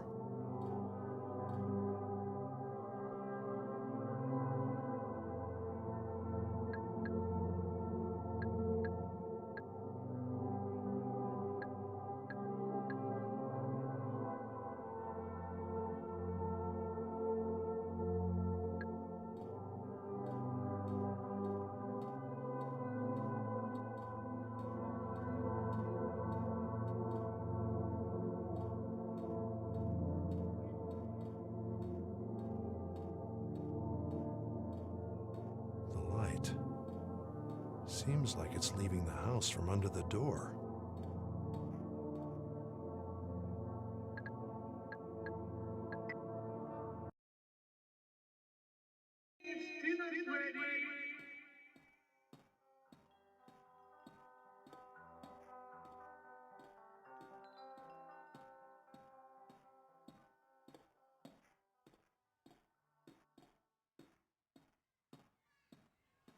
What are you looking at, Joanna? Another failed glass attempt. Although now it reaches further into its surroundings. I can't enter. It's like a black wall.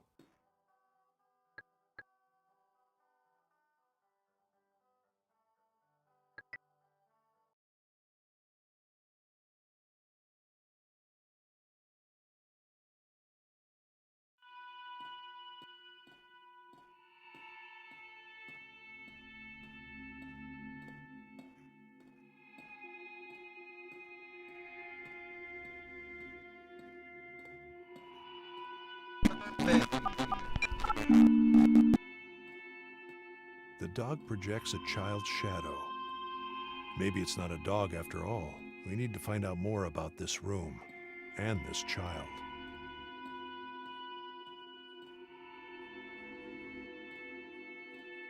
Processing. The readings of the data picked up in that room are interesting. Interesting.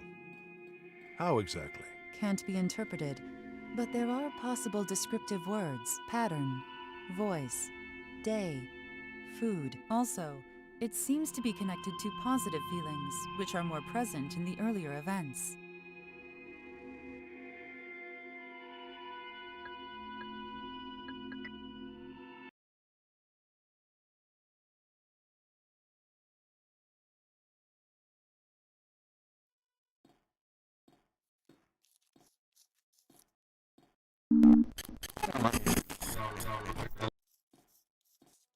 Happy memories are always saved in a special way.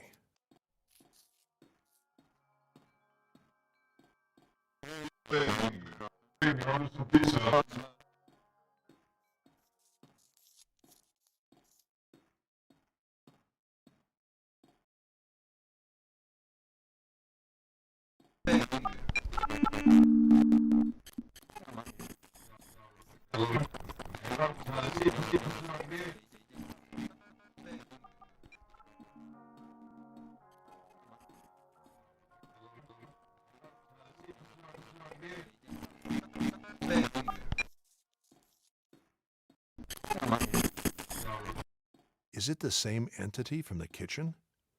It doesn't like it when I look at it.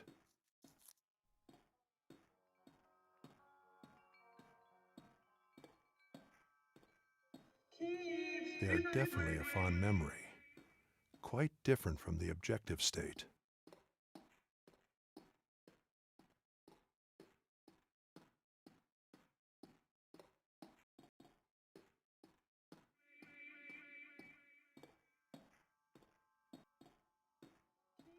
Processing. The readings of the data picked up in that room are interesting. Interesting.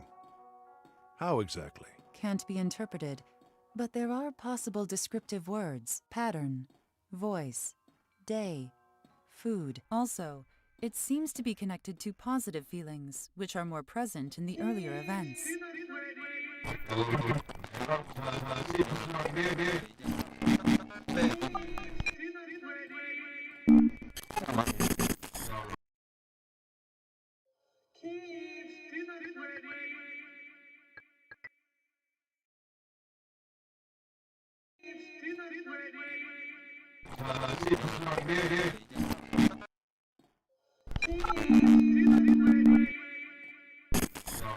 Processing. The readings of the data picked up in that room are interesting. Interesting. How exactly? Can't be interpreted, but there are possible descriptive words: pattern, voice, day, food. Also, it seems to be connected to positive feelings, which are more present in the earlier events. Processing. The readings of the data picked up in that room are interesting. Interesting. How exactly? Can't be interpreted, but there are possible descriptive words: pattern, voice, day, food. Also, it seems to be connected to positive feelings, which are more present in the earlier events.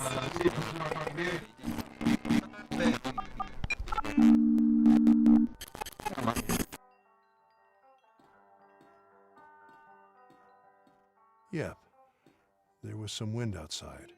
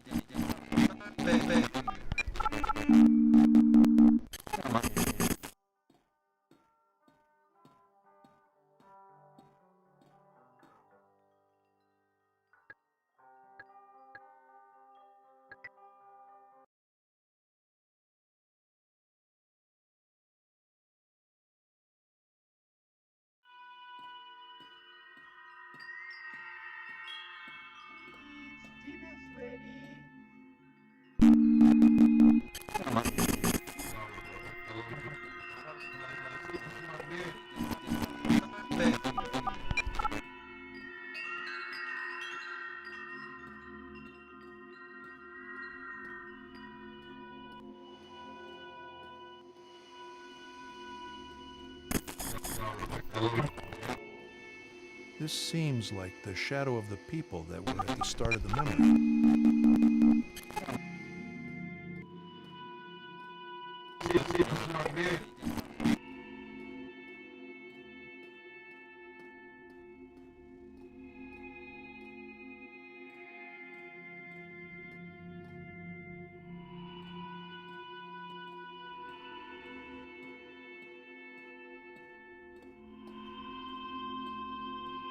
Is that...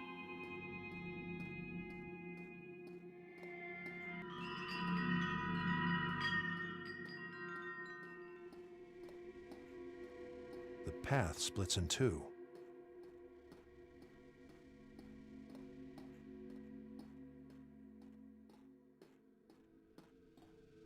I can't enter. It's like a black wall.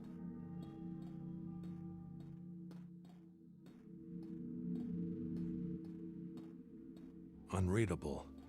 Maybe in the objective state. I would have imagined the subjective static noise to be different at this age. Interesting shapes.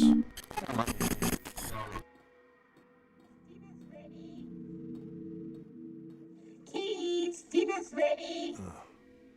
Microwave food. Kids, dinner's ready. Kids, dinner's ready.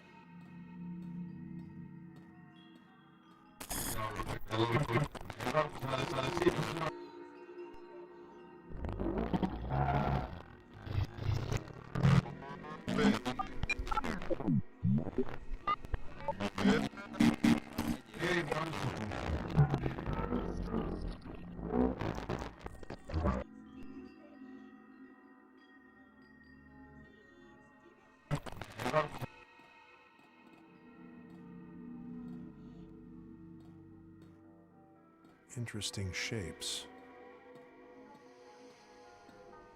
You again. Are you watching TV?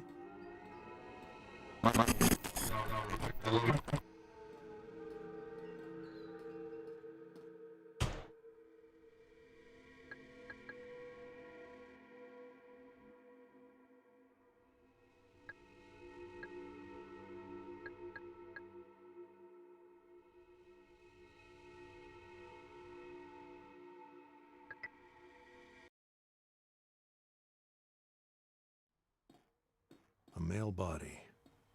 Maybe her father? So the dog is once again subjective.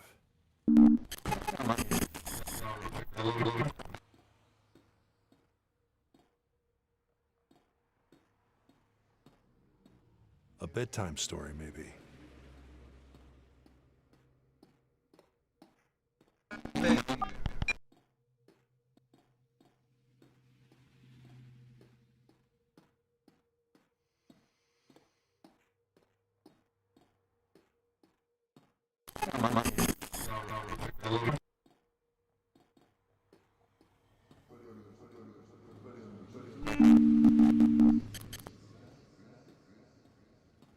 I can't enter. It's like a black wall.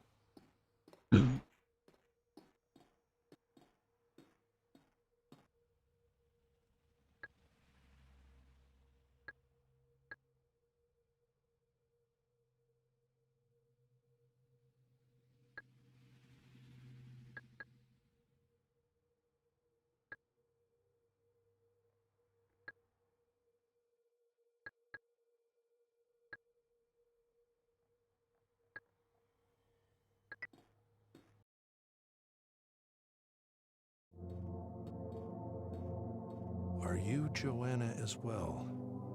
Are you leaving the house?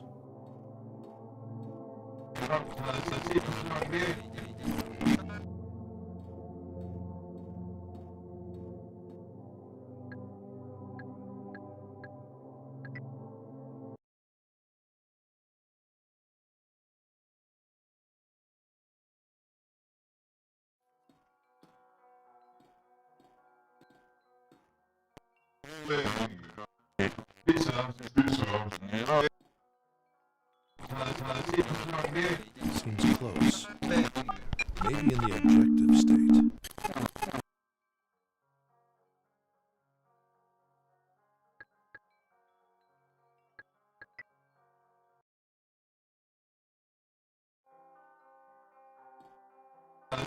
Evie, fill in this time warp with this data from start to end.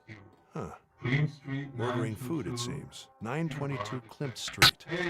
Jinner Bar. Interesting. I could check out the real place now.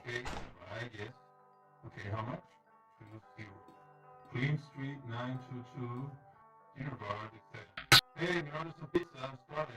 You will like pepperoni, so I'll get that one.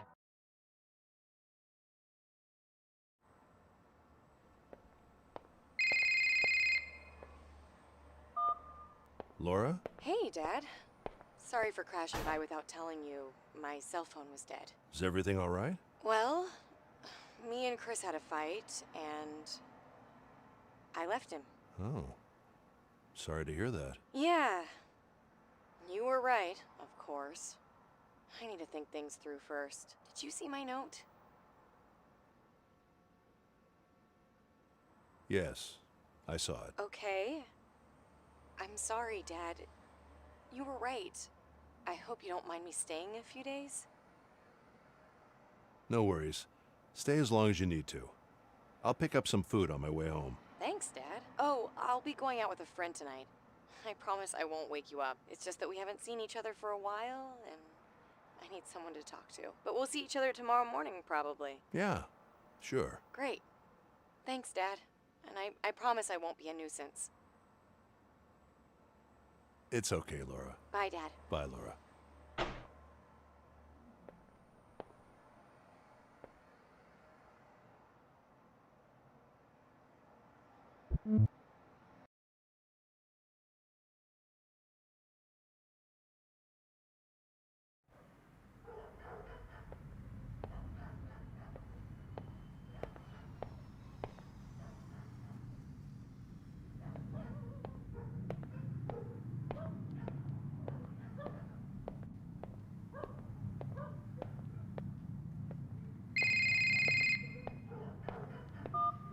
Russell, we need the password. Like, right now? Yes, right now. Just give me 5 minutes. I might be onto something here. I'll call you right back. Do it, but fast.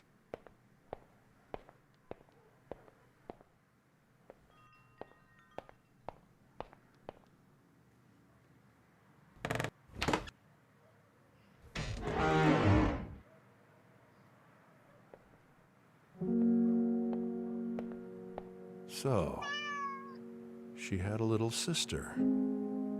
Martha, could she still be alive?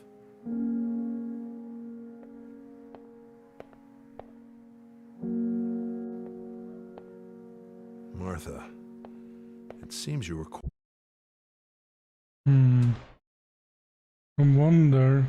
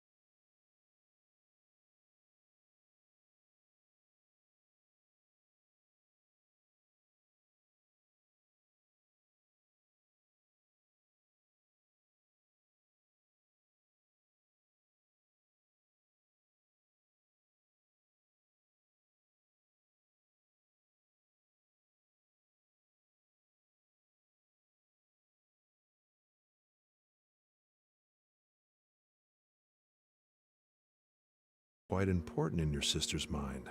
What happened to you?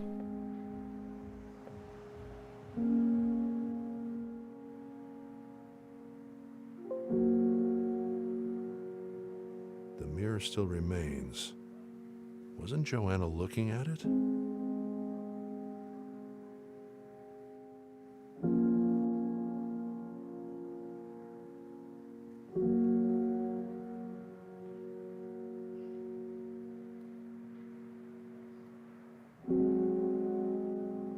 The mirror still remains. Wasn't Joanna...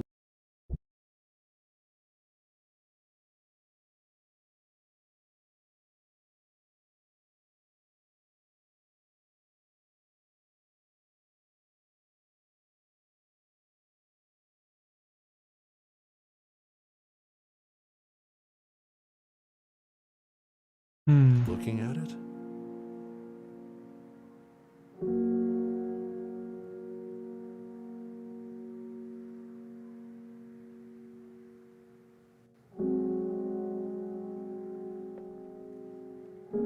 Shaman Poe. Amazing that it's still readable.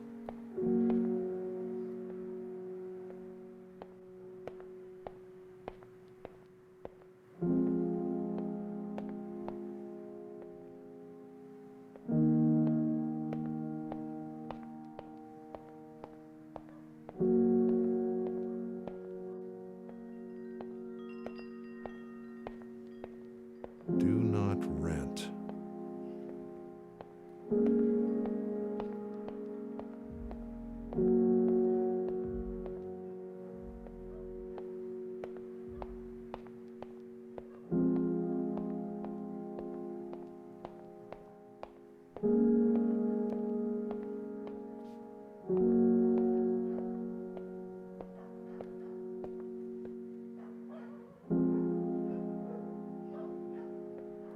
Russell? Do Do you know anything about her parents? Or a second child named Martha? Well, she was an only child, and I think the report said she didn't talk with her parents much. Also, they live overseas. How exactly are they important? Well, her past seems to have affected her last days somehow. Not directly, but there seems to be a connection. Russell, I need you to focus on who killed her. I know she must have been a very interesting person, with this and that childhood trauma that you're so eager to decipher. But we need to know her password, and who killed her. Concrete facts, Russell. I know, but finding the connections will lead to the facts. Just tell me if you find anything interesting regarding the family. And you tell me if you find anything interesting about her death. Okay. Goodbye, Tom. Bye, Russell. He's an asshole.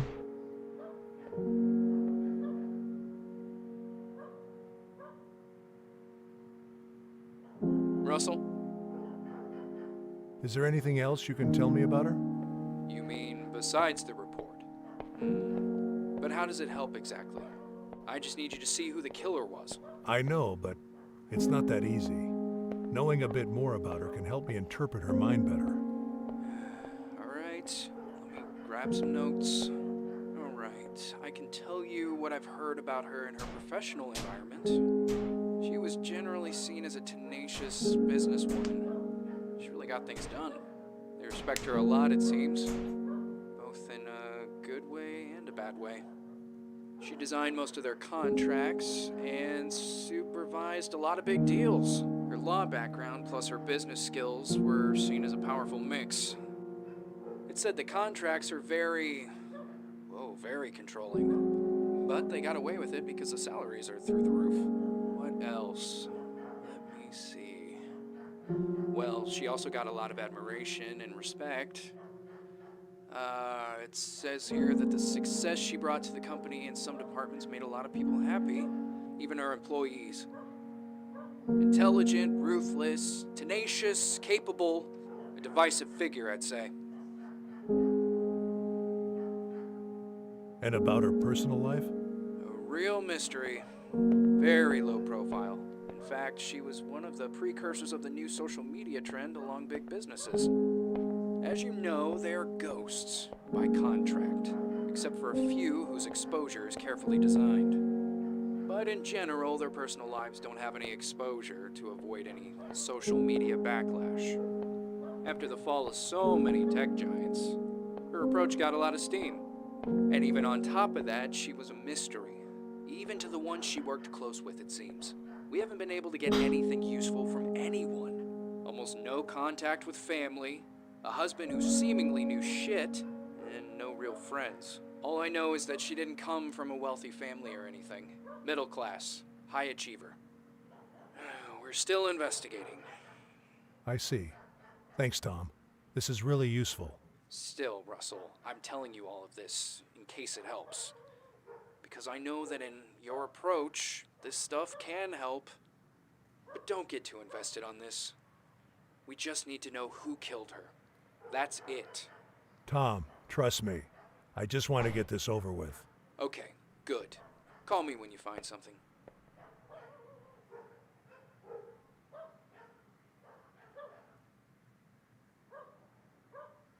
Russell? About her password.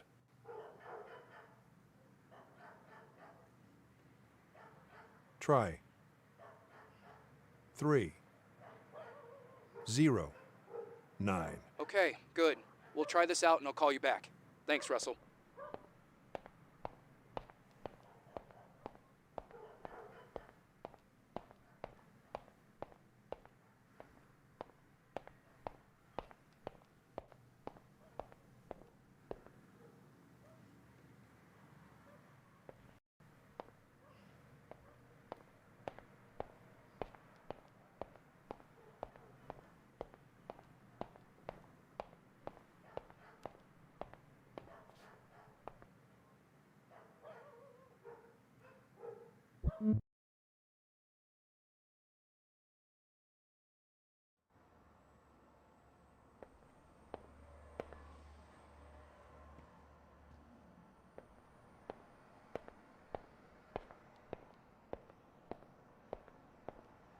Hi, Evie. Any news on the picture scan? I can't find any patterns. I am limited by the hardware. Yeah. Point taken. However, I was able to reconstruct the recurring dream I mentioned before. It seems to have started about 30 days before her death, with strongly repeating patterns. It is available on the control panel. Good. Thanks.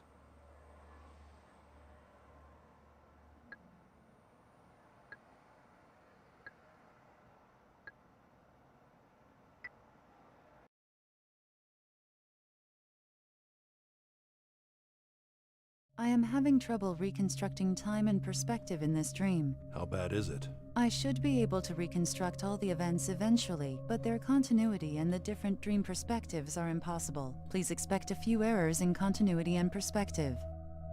Hey, thanks for meeting with me. Of course. We're friends. You seem quite upset. I was. Sorry about that. It's a long story. It's okay. What is he wanted to show me?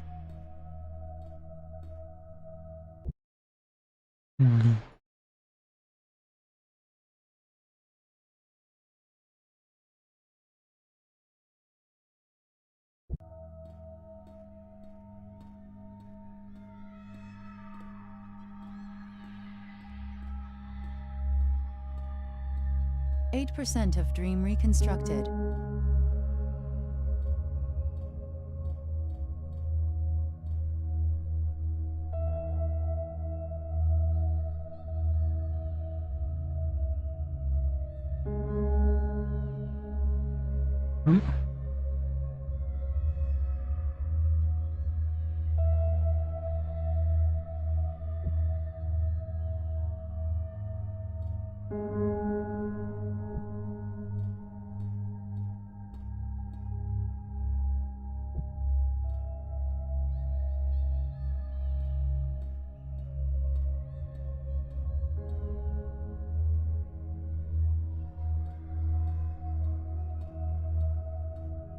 This dream reconstruction is really something special, Evie. As it is a dream, there are no filters for physical accuracy. Therefore, I know.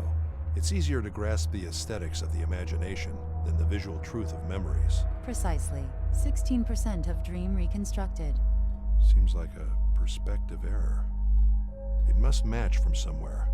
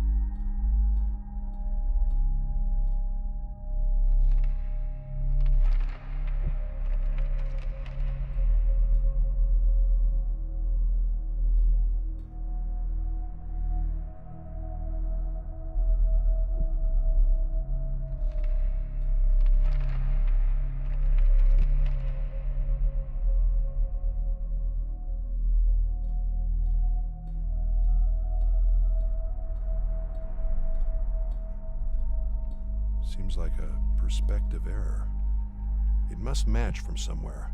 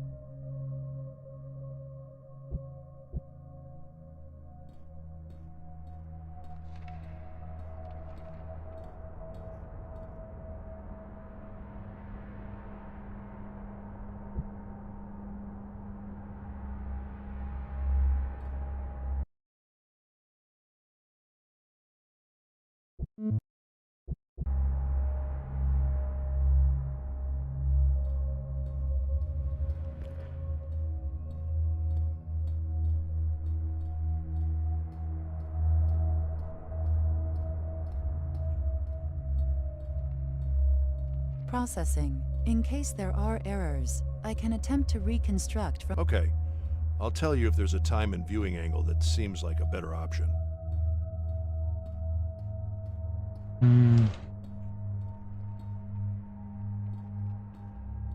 Seems like a perspective error. It must match from somewhere.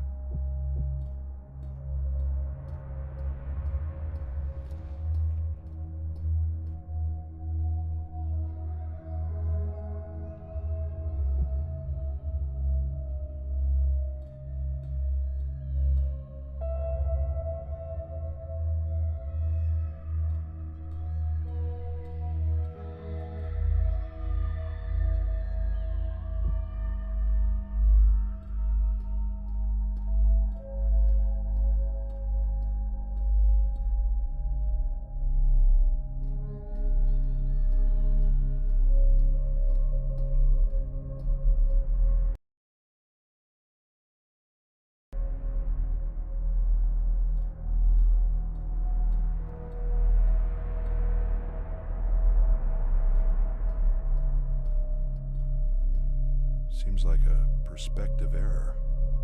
It must match from somewhere.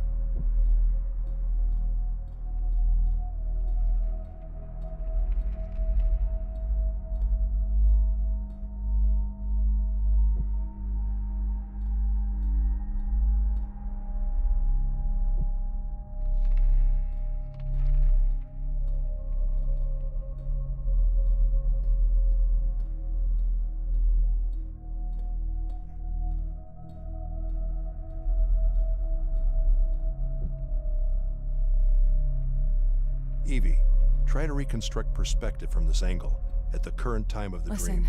I've been thinking a lot about the company and you leaving it. Did something happen? Well, no. Not yet, at least. Can you help me check on some files? It's not my area, and I just want a second opinion. I'm guessing it's classified. I'm still under your very unique contract, you know. Yeah. I know it's a big ask.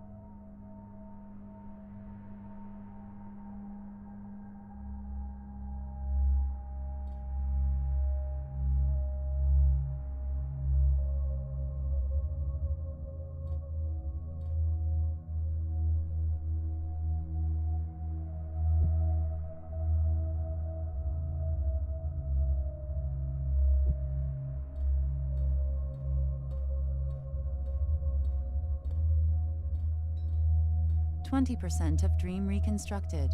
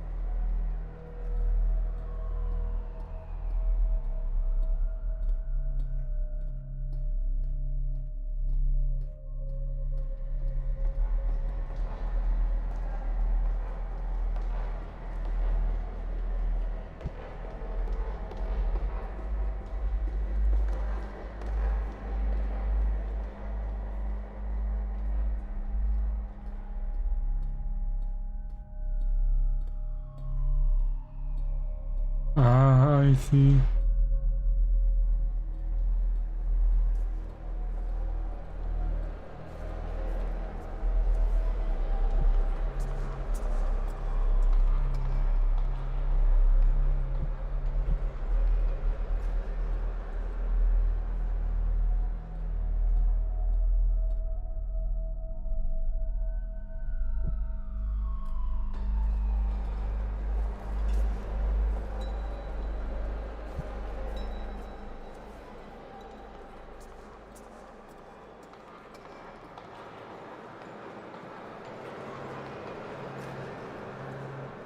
Evie, please try to fix this perspective to the dream. But tell me, didn't your team of lawyers give you a legal assessment? They did, and we're good. This thing isn't even regulated. So you're safe on the legal angle, but you're still worried and you're risking your job coming back. And the engineers, are they okay with it? Yeah, but you know how much pressure they are under. I just want to be sure. I don't feel like turning a blind eye to this. It feels different this time.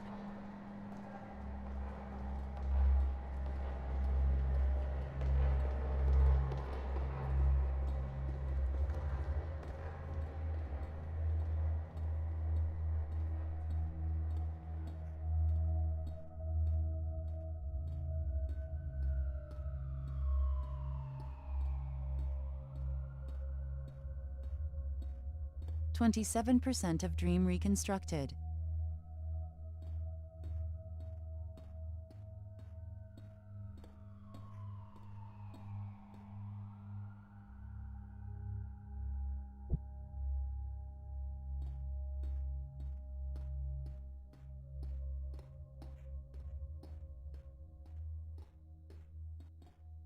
Could that be Joanna and Martha?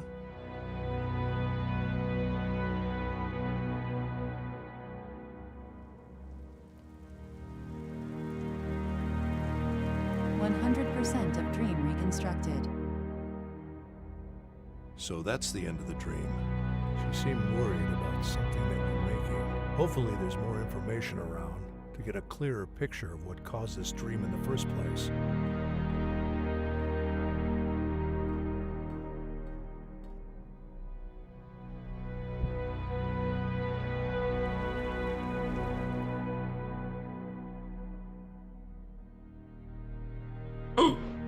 Could that be Joanna and Martha?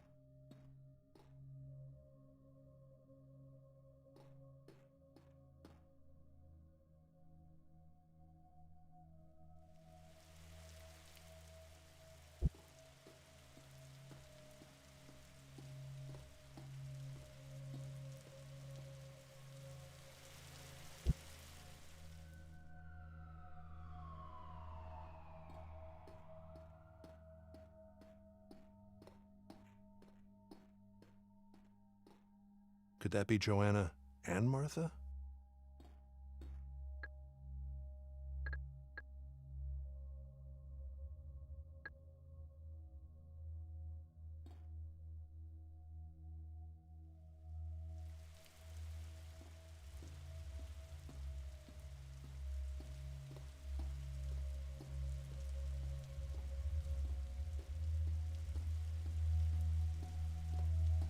And I don't trust the lead engineer.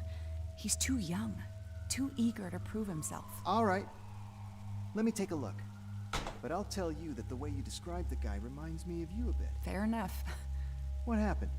You seem different. You mean I don't seem like the ruthless bitch that always gets her way? We had our differences, Joanna. And I shouldn't have said that. But I respect you, and I know that deep down... I don't care what you think of me. I really don't. But this is bigger than us. Will you help me? Sure. Just leave the files with me, and I'll let you know what I need.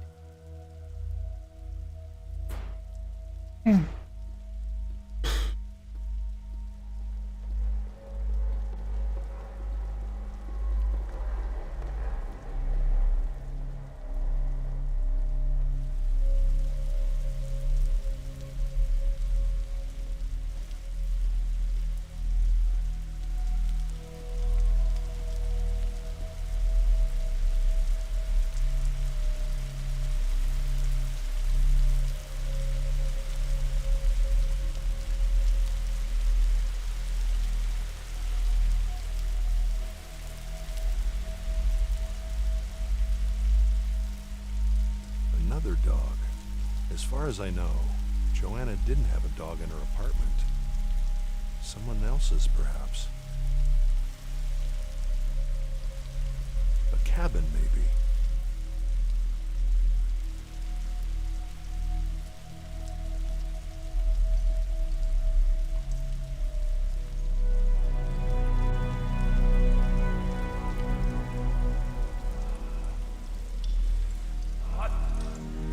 There's steam coming out of that pipe. I should get closer.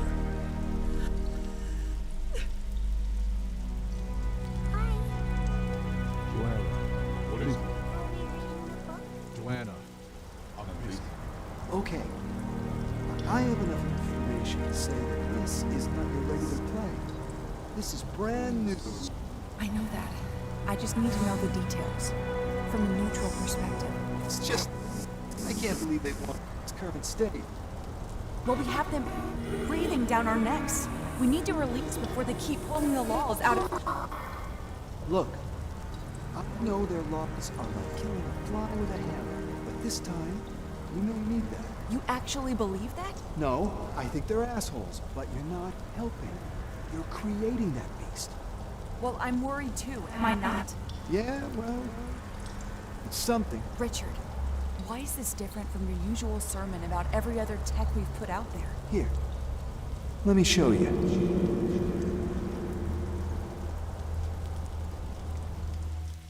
A new name in the puzzle. Richard. Can you find something on him, Evie? Searching. A new piece of technology. But she took to this Richard guy to see how safe it was. Apparently, the answer was enough to make her dream this every night until her death. Worrying indeed.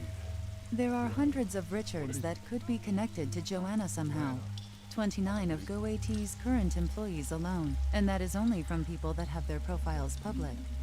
Okay. Keep searching while I ask around.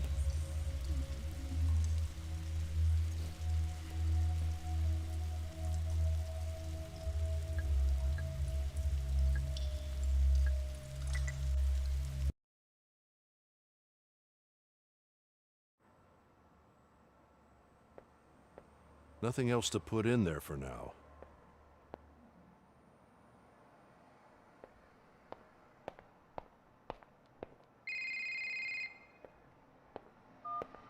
Hello? Mr. Russell, hi. My name is David. I'm calling on behalf of Marie Xu. Marie Xu? From GoAT? That's right, the CEO. Oh. Miss Xu would like to speak to you in person, Mr. Russell, at GoAT today, if possible. Meet with me? Why? She'd probably like to tell you herself, sir. Oh. Okay. I'll be there. Good. I will let Miss Xu know of your answer. Directions will be sent to your phone, including a pass to our guest parking lot. Have a nice day. Thank you. Bye.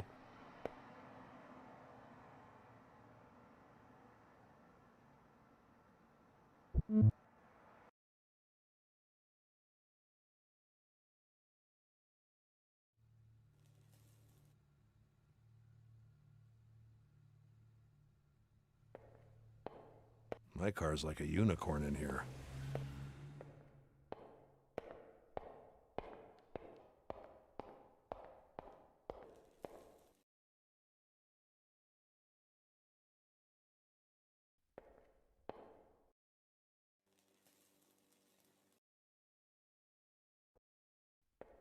Hey, Laura, just checking in. Is everything all right? Yeah. Thanks, Dad. Everything's super cool. Okay, good. Call me if you need anything, all right? All right. Thanks. Bye, Dad.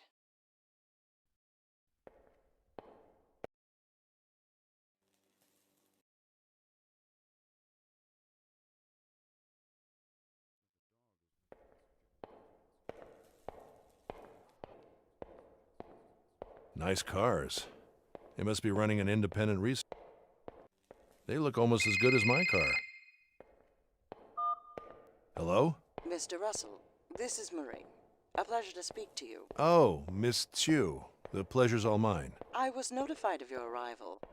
I hope you had no trouble getting in. No, none at all. I'm very sorry for the short notice, and thank you for accepting our invitation. I'm happy to be here. Good. There's a lot to talk about. Listen, I'm on my way down. Please meet me on the middle bridge. Sure. So, how do I get there? Please take the orange wing. The elevator on the right. Jess, please help him to the bridge. Of course.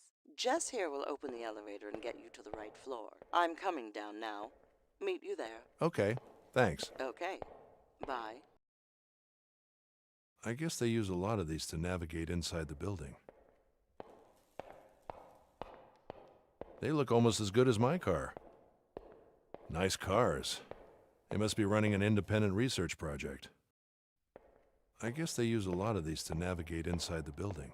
Nice cars. They must be running an independent research project.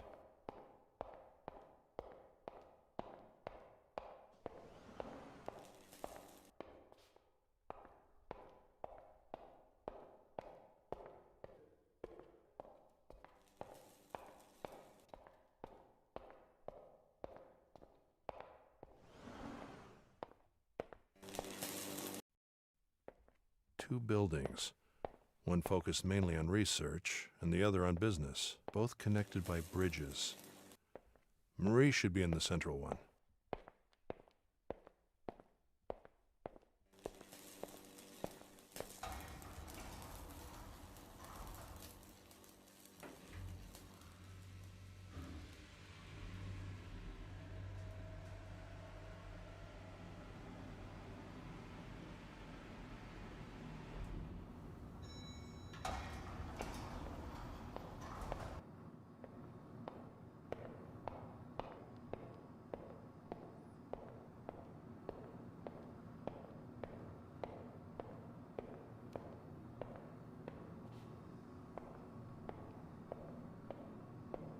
Mr. Russell, we finally meet. I appreciate you coming on such short notice. Miss Chu? You seem surprised. Sorry, I didn't know you, That I spoke without moving my lips? Yeah. Well, thanks to the amazing scientists in here, I can.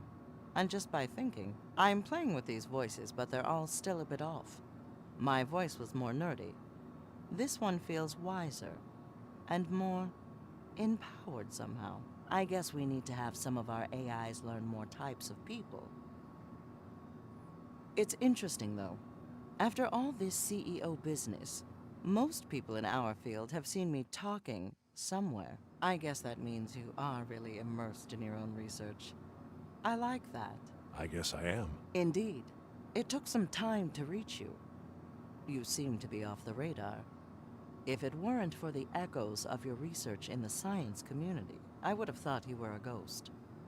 At least by today's social network standards. Probably not a coincidence. It's too easy to get distracted these days. Indeed it is. I actually find a lot of that in here. The need to focus. Everybody is building something. They have a goal that is beyond traditional ambitions. It's a beautiful thing to be a part of. Please, follow me. You see, Mr. Russell, any good we're trying to do here is in danger. If you look through these windows, you'll see the substance of what the future will be made of.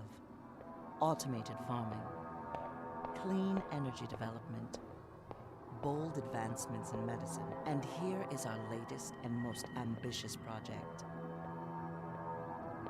The first prototype of large-scale, AI-designed automated construction. Many local uses, but useful in other worlds as well.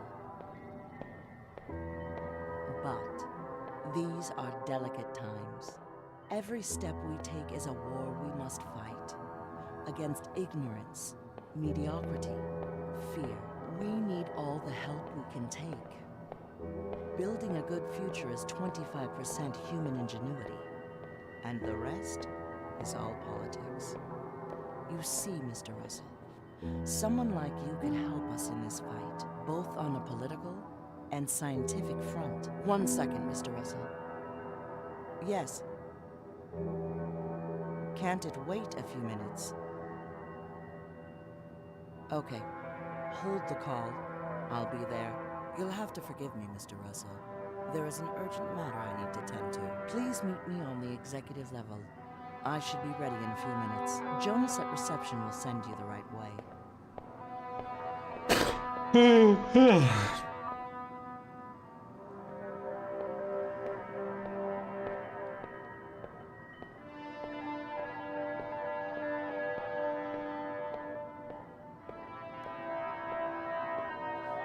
Hi, please put your hand on the glass so we can give you clearance.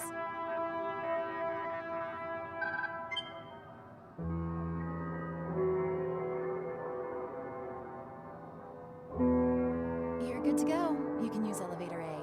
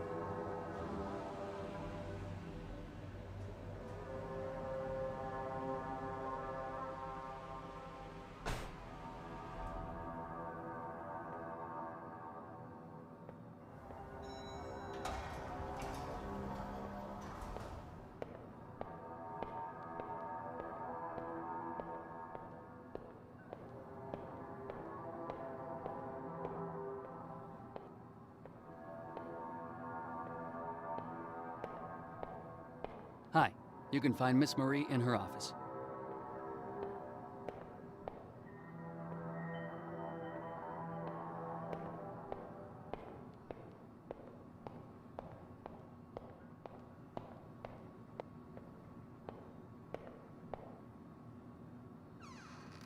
Mr. Russell, I'm glad you made it up here. Please, close the door for me.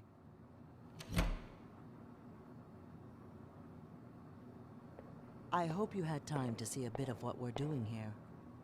I wanted you to see it firsthand. There is so much prejudice out there regarding our mission. The best way to break it is to talk face to face, to be open about everything. There's no better PR than transparency, as long as it's managed well. I'm glad you understand it. We have to be as open as we can, while still remaining competitive. It's a delicate balance. The market isn't perfect, but we have to make the best of what we have. So yes, we have to manage what is known to the public. Some things need to mature first. I'm sure you of all people understand. And talking about this, let me be blunt. Has the TSB reached you already? I heard they're meddling with academics as well. Yes, they are. They move fast. I hope they aren't being as obtrusive with you as they are with us. If you do everything by the book, there's nothing to hide. I like your moral sense, Mr. Russell. But I'm afraid these people will disappoint you sooner than later. I do hope I am mistaken, of course. Mr. Russell, let me cut to the chase. I admire your research, and you face the same challenges we do, but on a different scale. We think a partnership would be very beneficial. A partnership? You mean a job? Here at GoAT? A job? No. A partnership. We're offering a very unique position here. A chance to direct your own projects. Very generous resources. And the power and freedom any smart scientist would ever want. Think of the other benefits. We're a tech company, with no connections to the pharmaceutical industry. I know that you already challenge their status quo in the effectiveness of their drugs. We can protect you from them, and make your research widely known. The benefits of working together are limitless. And in return? Two things. One is the sheer value of your expertise in the AI field, and the other is political support. A well-respected academic like you that has always been outside of the corporate world. That is what the public needs to see.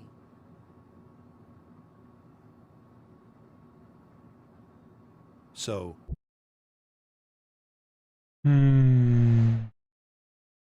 I would be a political asset, and in exchange you would give me resources. That would be a cold way of viewing it. The warm way, which is how I'd like to think about it, is that together we can make the world a better place. Great minds like us need to unite and work together. And this is the place where you can achieve anything you set your mind to. Unless the TSB gets in the way. Politics is the other part of the equation. The biggest part, probably. When the time comes, everything will come down to ideology. I want you to be on the right side, unless you think the TSB will avoid the upcoming problems by simply putting a lifetime brake on every possible development.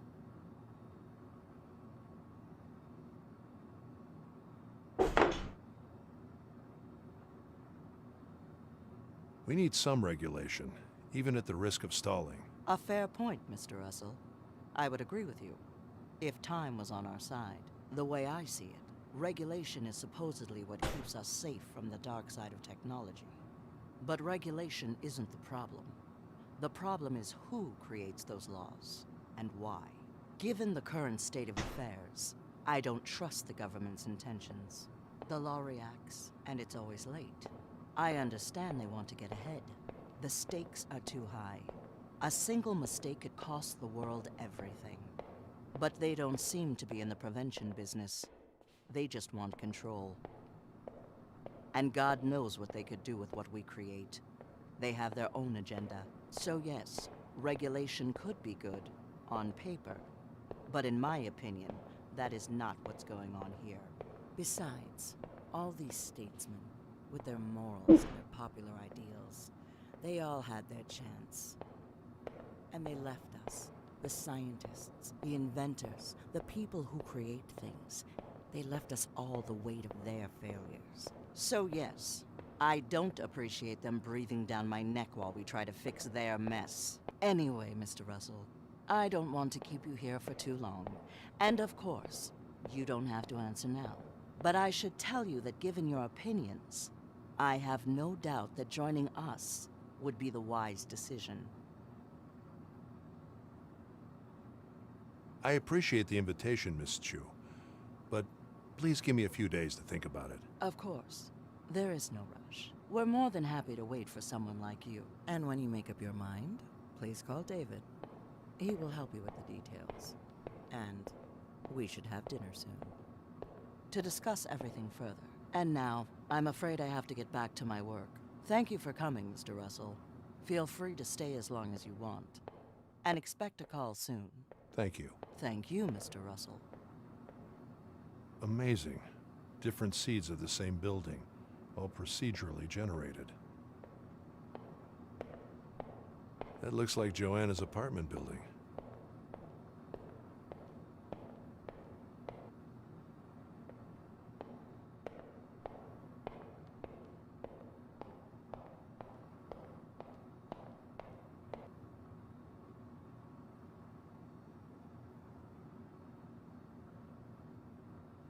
Joanna. Yes. A very sad moment for us all. She was an incredible professional and a great woman as well. I wish I had known what was happening in her mind. I guess I was too busy managing everything. What have you heard about her? I saw something on the news about her. Awful business. I imagine it must have been a terrible blow to everyone here. Indeed it was. I think she may have been contacted by the TSB. And who knows if they manipulated her. These people will do anything to fulfill their political agenda. Perhaps you can help us investigate things in the future. Find out how she really died.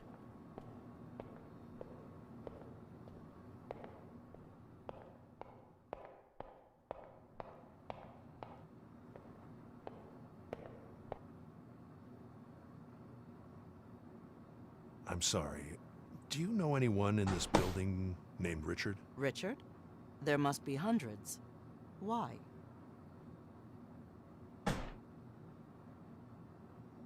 Just an old friend. I thought he worked here. Sorry. I have no idea. Yeah, thank you. So, you're worried about the future, but have no faith in politics, am I right? You could say that, Mr. Russell. It's a complex situation.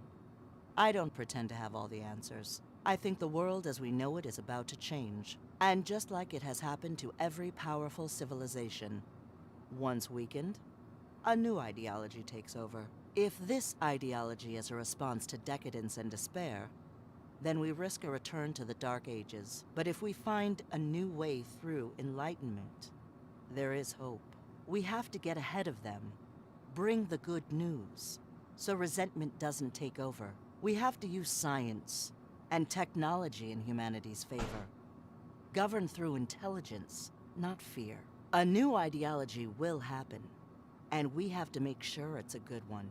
You know, I sometimes think you're the missing link in all this. The link between science and the human soul.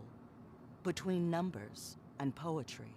I think your research can change the world. Help me create a better future, Mr. Russell.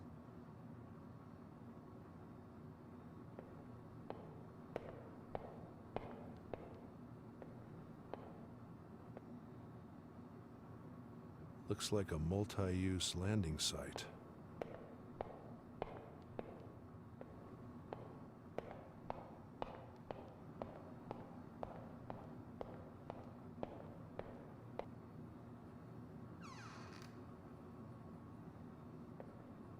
Oh, and Mr. Russell, just in case, out of courtesy, we haven't signed NDAs or anything. But, given the current situation, I would appreciate it that this offer remain between us. At least for now. Of course. No worries. Good. Let's keep it secret. As if it was a password.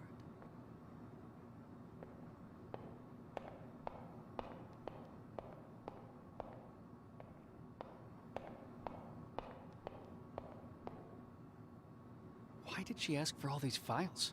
I have no idea. She did have access to everything, but it's very technical stuff. Completely out of her area. It's like super complex. Hard to read even for me, and I'm an engineer. And the notes on these paragraphs. Unethical? Yeah, I think... Shh.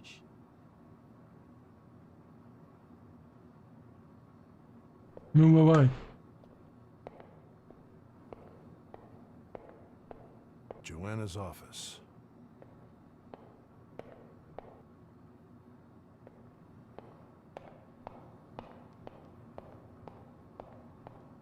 Automated building construction with generative design. Supposedly they can adapt to any terrain.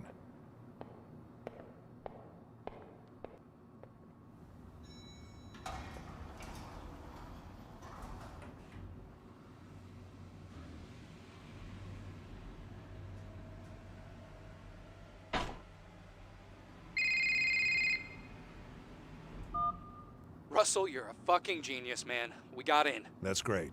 Did you find anything important? Yes and no. It was her personal email, as the work one was deleted immediately.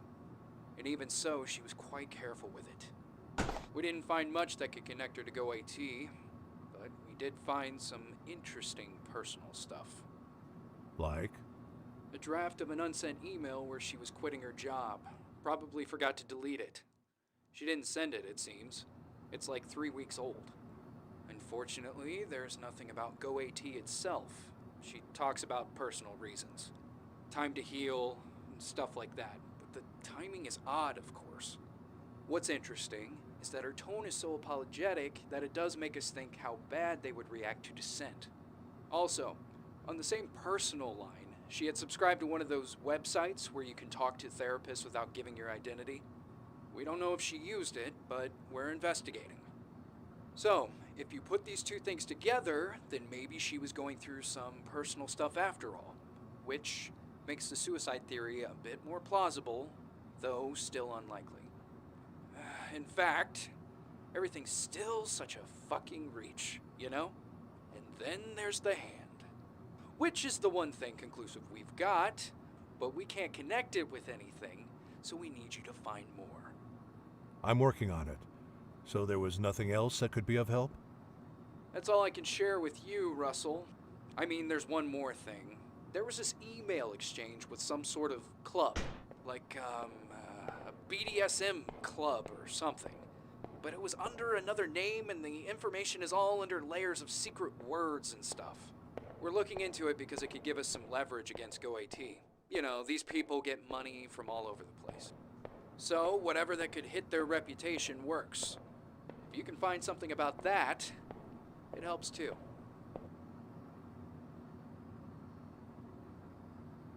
It'd be a really low thing to do if you use that. It's her private life. Yeah, but it's not my fault that they're in bed with so many powerful retrogrades. I don't care if she was into anything. But this is war, Russell. We use what we have. Don't be so fucking naive. Besides, it's just a lead. So is that it? No, there's more. But first, a warning. The attempts to the password probably didn't go unnoticed.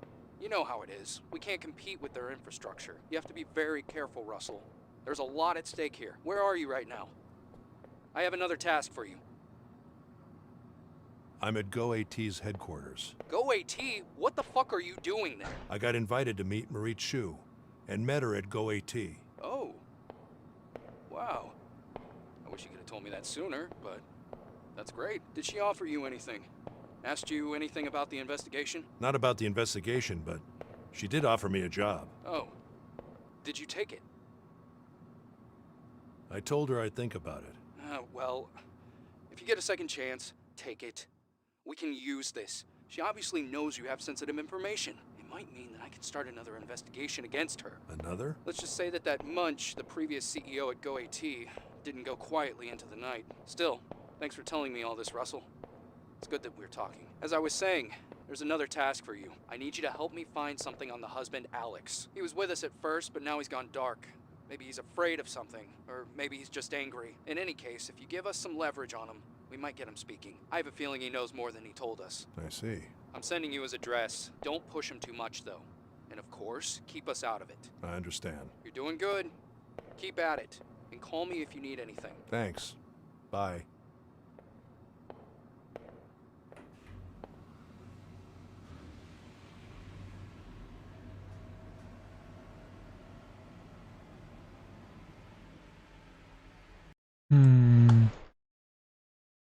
I wonder.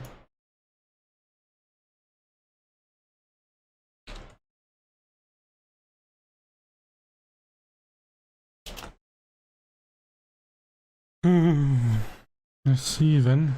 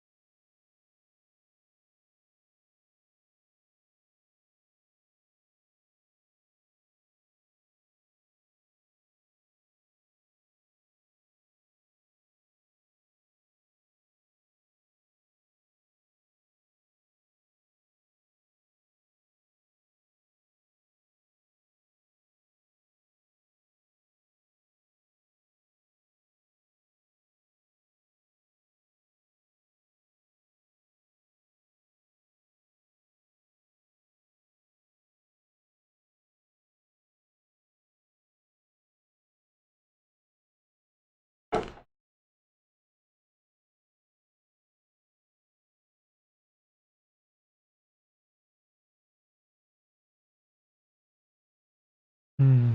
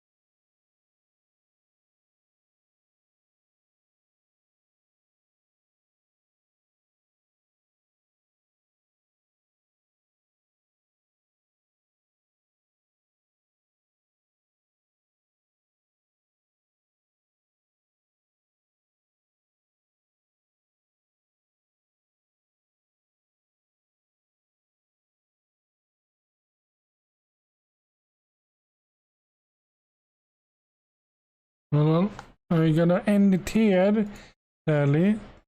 So I will wish you all a good night or good day wherever you are.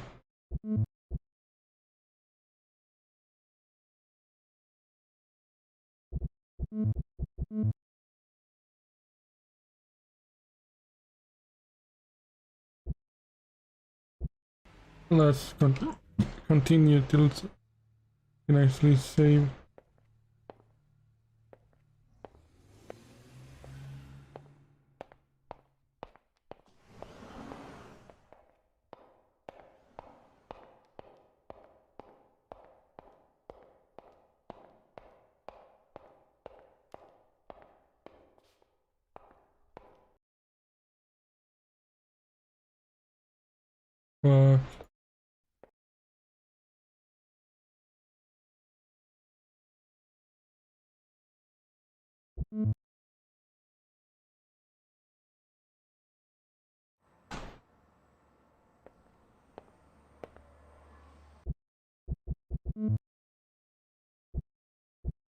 Okay, I can exit now. So I will end it here. So I'll wish you all a good night or good day wherever you are, and I'll see you later. Have a good one. Stay safe. Bye. Bye bye.